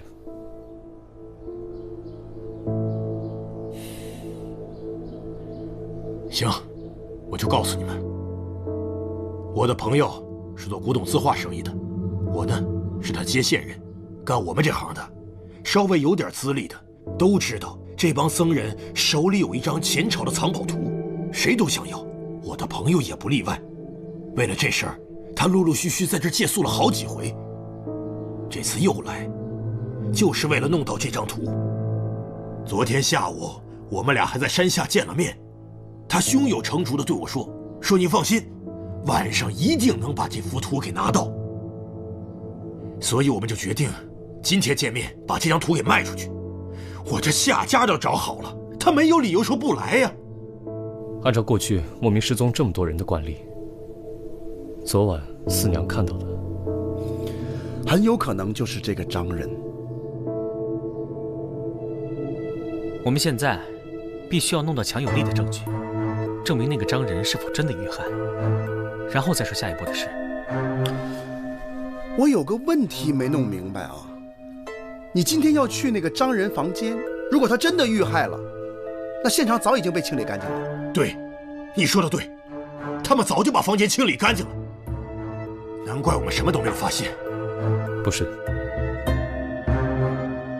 按照以往，这些人都是悄无声息消失的关系，凶手这次应该没有料到事情会被闹大，所以昨晚处理房间的可能性不大。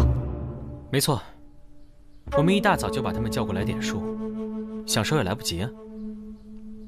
可是有一点很奇怪，为什么张人的房间里什么东西都没有呢？哟，这么快就交上新朋友了？这位是谭双叶，是我们的朋友；这位是谢瑞，是那失踪张人的朋友。啊，幸会幸会。哎，我的工具箱呢？不是，你尸体都没找着，你拿工具箱干嘛？哎呦，我不行了，我快无聊死了，我得去后山找那个山鸡野猪的尸体。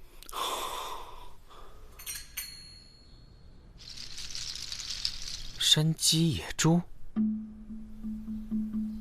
你们还记不记得我当初找那个张人询问这里的住宿环境的时候，他说了什么？他说的是他的房间窗户外面就是后山。没错，但是如果我没记错的话，我们去的房间外面是院子走廊。那就是了。当时住持让志远带我们去的时候，专门说了3个字：西厢房。现在回想起来，确实很可疑。那我们还等什么呀？直接去张人房间呢？我们直接去罗汉堂找住持，听听他怎么说。走吧。志远师傅，住持现在方便吗？不知施主找住持什么事？你们是大理寺的人？没错。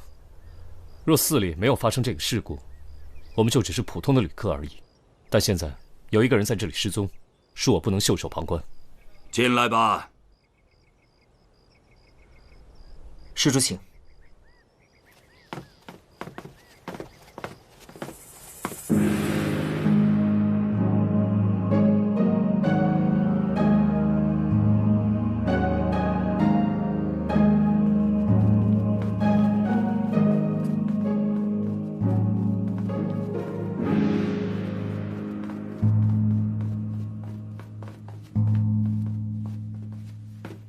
不知大人想问什么？能否说一下那位张人在借宿期间的情况？既然大人是朝廷的官员，想必也知道我们的事。但是外面一直传言，说我们藏有前朝的宝物。你们也都看到了，我们生活简朴，不宜素食，清粥小菜。虽然我们是前朝老臣，还望放过我们吧，保证寺里的一片清净。主持，千万别误会，我们绝对没有想要打扰你们清修之意。施主啊，哦，不能碰啊！不好意思。主持啊，这里边什么味儿这么刺鼻啊？这是我们自制的九转檀香，健身醒脑，益寿延年呐！哦，吃点心啊？哎，四娘，你伤怎么样了？有我在，手到病除。好多了，谢谢你上心。你们案子查的怎么样？这间寺庙里的和尚确实很可疑，只是我们一直找不到能指控他们的证据。现在基本可以确定呢，四娘，你看到那个从古塔上掉下来的人，就是那个张人，所以说只要找到他的尸体，就好办了。那从那么高的地方摔下来，就一点血迹都没有吗？你忘了吗？那天下雨了。哦，对。哎呀，我可是第一次遇到这种没有尸体的案子，我可一点忙都帮不上啊。幸亏你没帮上，你要是帮上什么忙，我一个人待着不得闷死。反正我快要闷死了，我明天要去后山打猎去了。行，你去吧。走吧，明天我们自己再去古塔看看呗。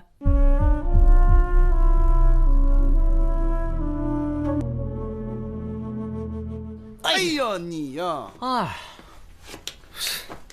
不，你说你啊，你也不练功，你能不能少吃点你？走了，脾气还不小。哎，老大，我们都来第3回了，这啥也没有嘛，来干嘛呢？还上回说脚印儿，我们这头2回不都我们自己的脚印吗？对不对？就你啊，还神探呢。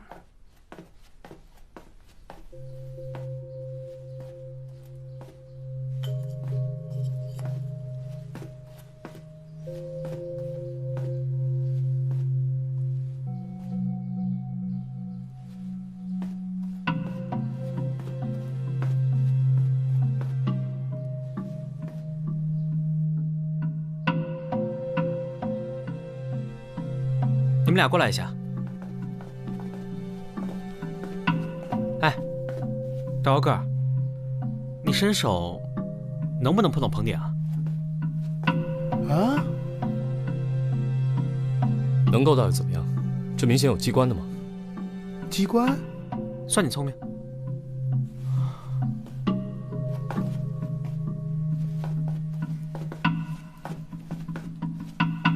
我告诉你，萨摩啊，别乱碰啊，容易有暗器，有迷药。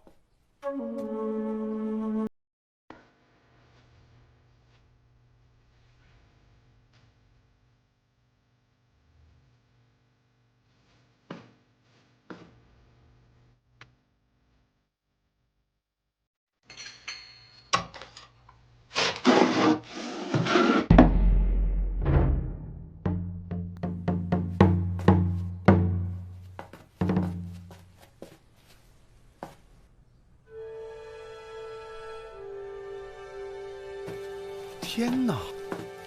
我上回来，我以为5层就是最高层了。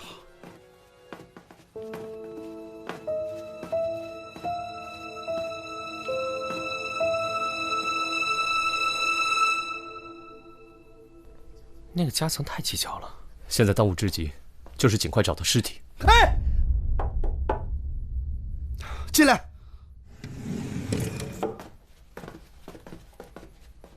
怎么样？证据找到了吗？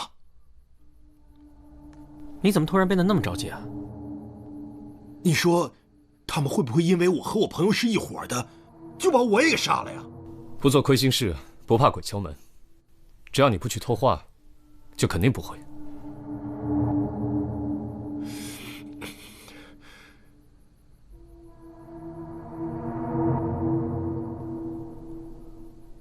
我有个想法，我想我们可以把这件事情。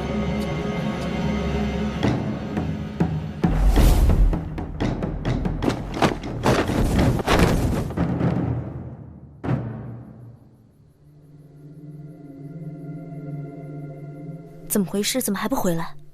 再等等，三炮武功不错，寻常高手，几十个回合内是不可能将他制服的。交出藏宝图。这个好，这个好。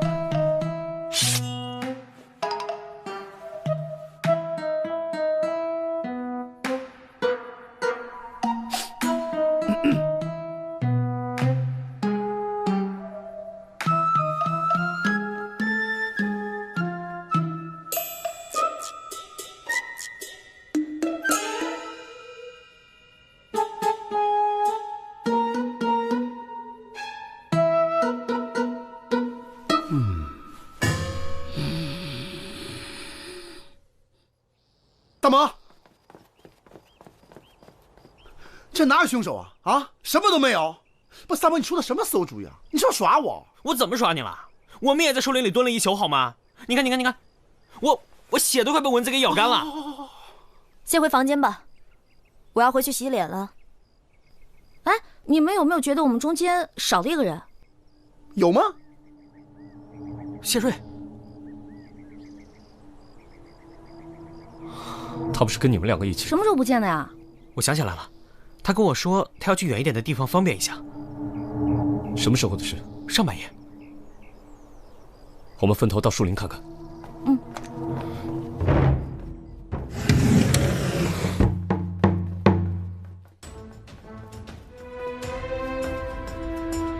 怎么回事？一会儿少一个，一会儿少一个，躲猫猫呢吗？这是。走。让我进去。师父在诵经，请施主不要打扰。诵什么经？接连失踪了2个人，还有心思在这诵经？今天不给我个交代，我把你们统统带回去严刑拷问。方丈，你们把谢瑞藏哪儿去了？识相就快点交人，别逼我们动手。笑话！你们有何证明？信不过你们就随便搜。挖地3尺也无妨。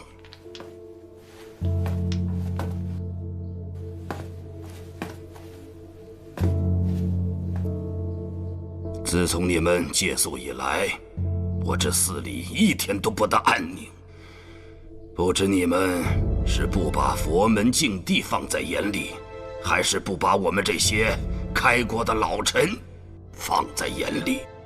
早知道你们这么不讲理，我们在开元的时候就死了。李渊不这样，李世民也不这样，只有你们今天是这样。我们好歹也算开国功臣，可你要把我们带走，还要严加拷问。如果你们没证据，无理取闹，还血口喷人，我现在就一头撞死。主持师傅，主持您请留步，我们几位也不会久留的。放心吧。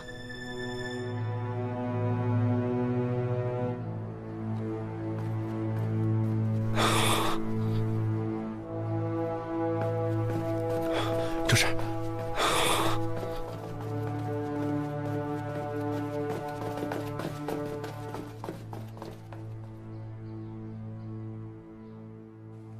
各位施主，请吧。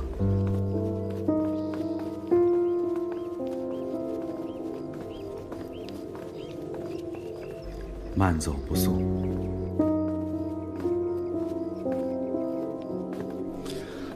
我就奇了怪了，整个寺庙都翻遍了，怎么就找不到尸体呢？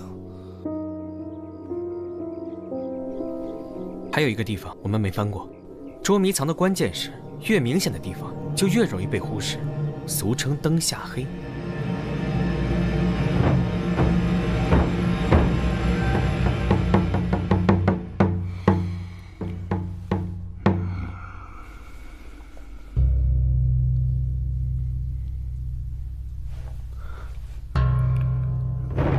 主持人，主持人，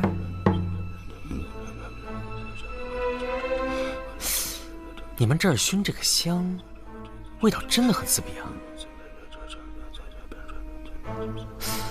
还有啊，他们的尸体是不是就在这儿啊？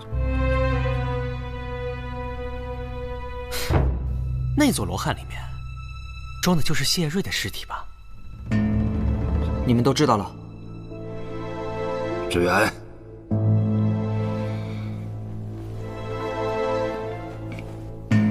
其实我第一次走进这个罗汉堂的时候，就发现右边那个罗汉颜色很鲜艳，跟外面几尊无异。当时我还以为是正常的，直到我刚刚发现左边这尊罗汉颜色变得非常的鲜艳，而右边这尊呢，颜色又恢复了，所以我才意识到，原来之前我一直忽略了光线的问题。如果是同一个色度的罗汉，时间久了，自然都会跟右边这尊一样，也会变暗。而左边这尊之所以会颜色鲜艳，那是因为刚刚涂的颜色。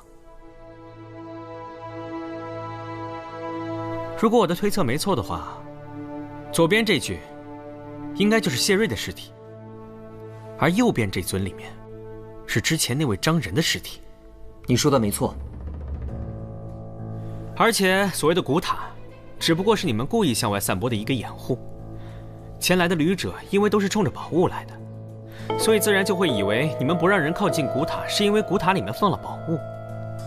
开始的时候我们也上当了，昨晚我们在古塔底下蹲守，正好让你们有机会，好对谢瑞下手。那晚张仁是在古塔，凶手其实就在塔里。为了不让尸体的身份曝光，就和他的帮凶一起把尸体给转移了。所有的古塔转移者都会像我们一样，只上到了第5层，而这个时候，凶手就会放下这级楼梯，把闯入者引入第6层，然后再利用这些痕迹来混淆视听。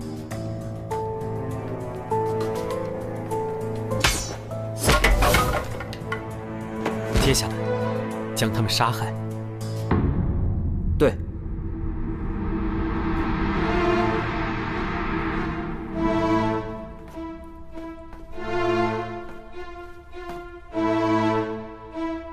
之前朝廷派来的暗探，也都被你们杀了。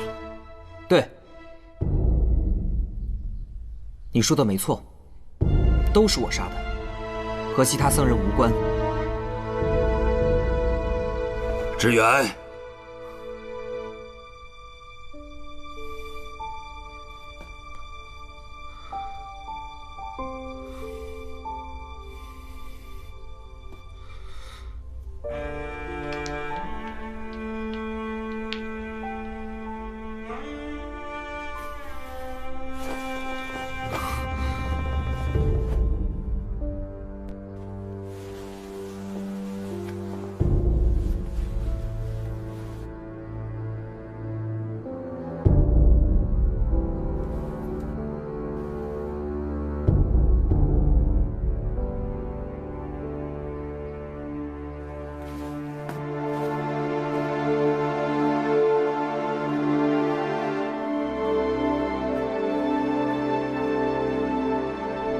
李少卿，这就是坊间传播的前朝的藏宝图。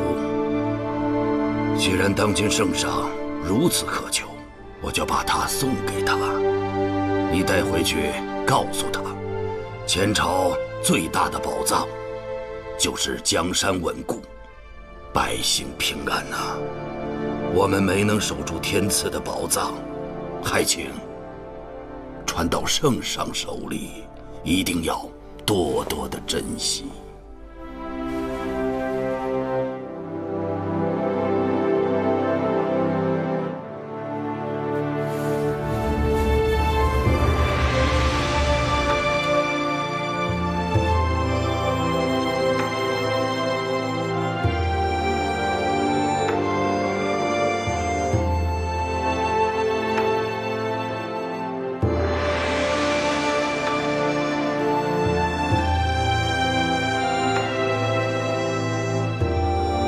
江山稳固，百姓安居。代卿，托你吉言。启禀陛下，经此一役，那几个人之间的关系已成了默契，包括公孙四娘对李治的态度，也似乎有所缓和。哦，在庙里的时候，有数次机会，他可以对李治下手，却迟迟没动。臣以为，勇悍如他，也被李治的诚心和善念打动了。你的意思是说，这几个年轻人已经可以委以重任，替朕办真正的大案了？陛下英明。那好，开门，放虎。臣遵旨。